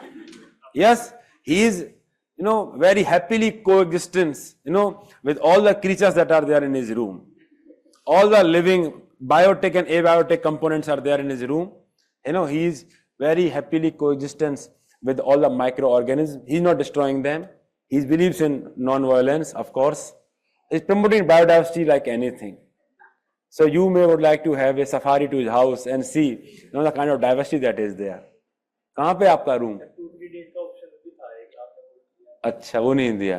कहाँ पे आपका रूम कहाँ है? ORN में. अच्छा. Otherwise we had to declare his room as UNESCO World Heritage Site. जहाँ पे जाके आप देखेंगे नए ऑर्गेनिज्म. नाइस. तो मेरे कॉलेज में ना एक मेरा दोस्त था, एंड he will एक ठीक ठाक फैमिली से वो आते थे, and what he will do, he will wear the shirts and he will wear it, shirt, t-shirt, so many shirts and t-shirts are there. He will wear it, and he will wear it so many times, and after that when they were dirty enough, he will simply dump them, and when they get fungus, he will simply throw them out. One time use policy. So he believed in single use plastics. I mean, not like that. So basically that was his approach to cleanliness. So in India, we don't believe in that, because often we understand that it is someone else's responsibility, and that is why we don't take cleanliness very seriously. You can note these special activities that is there. The school organize special activities like cleaning the classroom, serving lunch in the classroom mates, classmates, so as to install right set of values. There is dedicated moral education classes that is there in the school. Understood? So that is what we can learn from the school. Cleanliness. Discipline is another important value that we learn from the schools and colleges, because we are given some assignment that we are supposed to do, the homework is given, we are supposed to arrive on time, the punctuality is there. Yes, discipline. The schedule is there of the examination, so we are supposed to follow that. Discipline. Cooperation, whenever we take part in any activity, I think all of us would have done any lab projects. In lab projects, usually there are multiple people who are doing it together. So from there, we learn the values of cooperation. If you are playing basketball, if you are playing hockey, if you are playing, let's say, football, then you understand the importance of cooperation and coordination. But unless you recognize the importance of these values, how will you win as a team? Suppose there is one particular player who is only thinking about the individual records, that he need to make the goal. So he will be keeping the ball to himself all the time in hockey. Will that team ever win? No. So that is how you learn the values of cooperation. In schools, there are ample opportunities. He is writing Baba Rajam.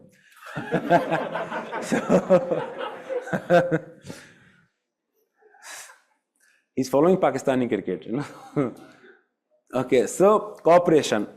So that is how you actually learn those values. So in the lab projects, there is a group of people who are doers. They actually do the project, they do all the experiments. And then the second group of people is there who are simply, they will simply copy everything.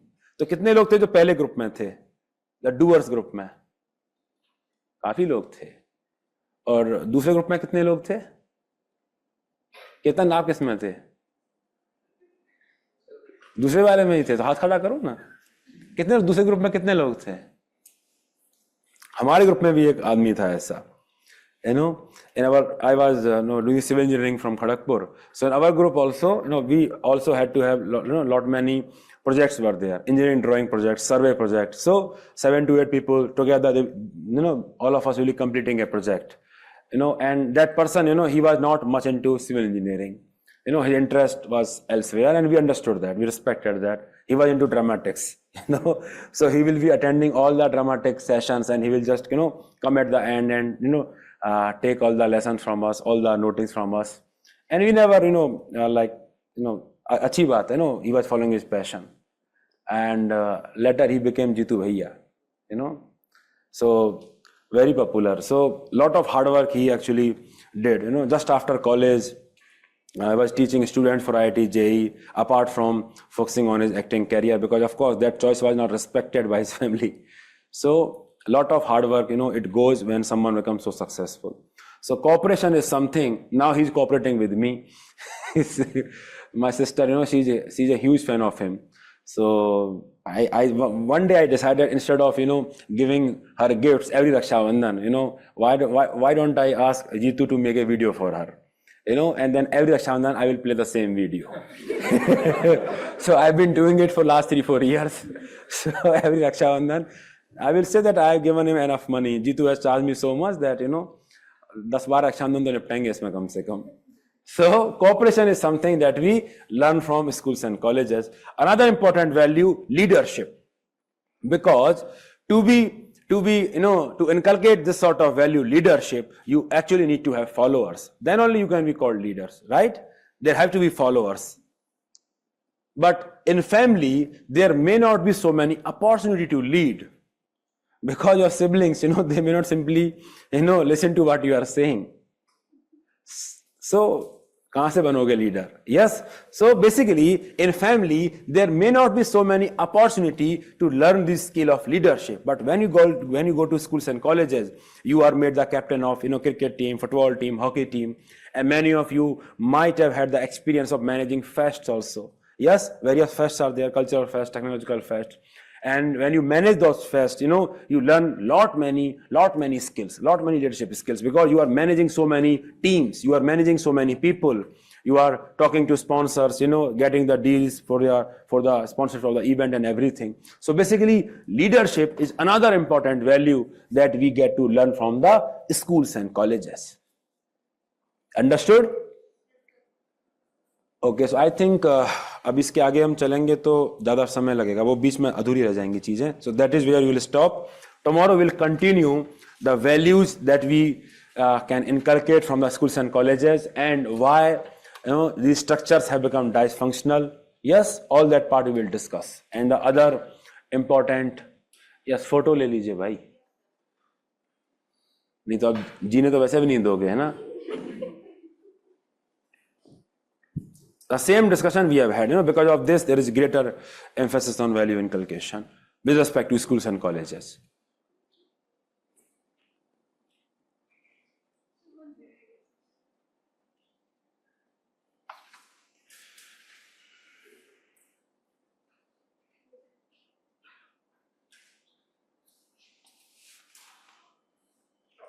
Done? Yes, please do mention this keyword whole school approach whenever you are writing answer. It is very, very important. Done?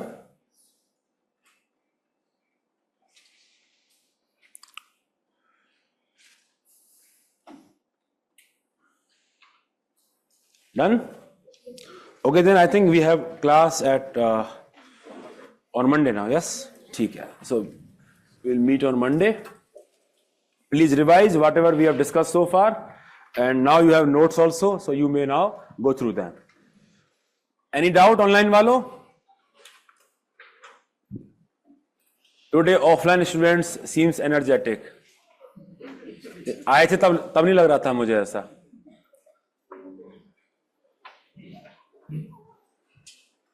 First you follow these things, and note making you can do at the end, because if you start making short notes now, you will be doing everything. Yes, you should go through PYQs of section A, case studies occasionally. Socialization includes everything.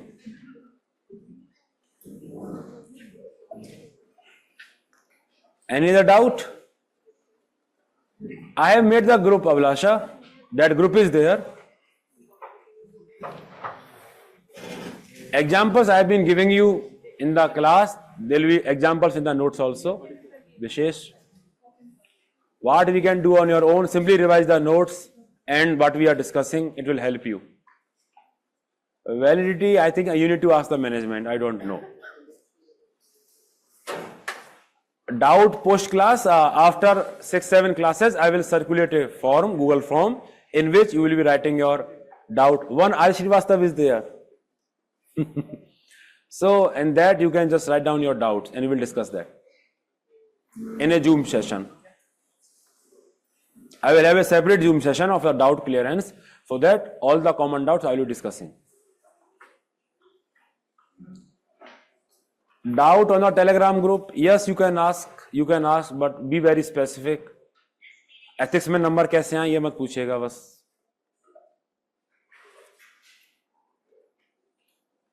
Okay then, bye bye. Take care. Good night, everyone.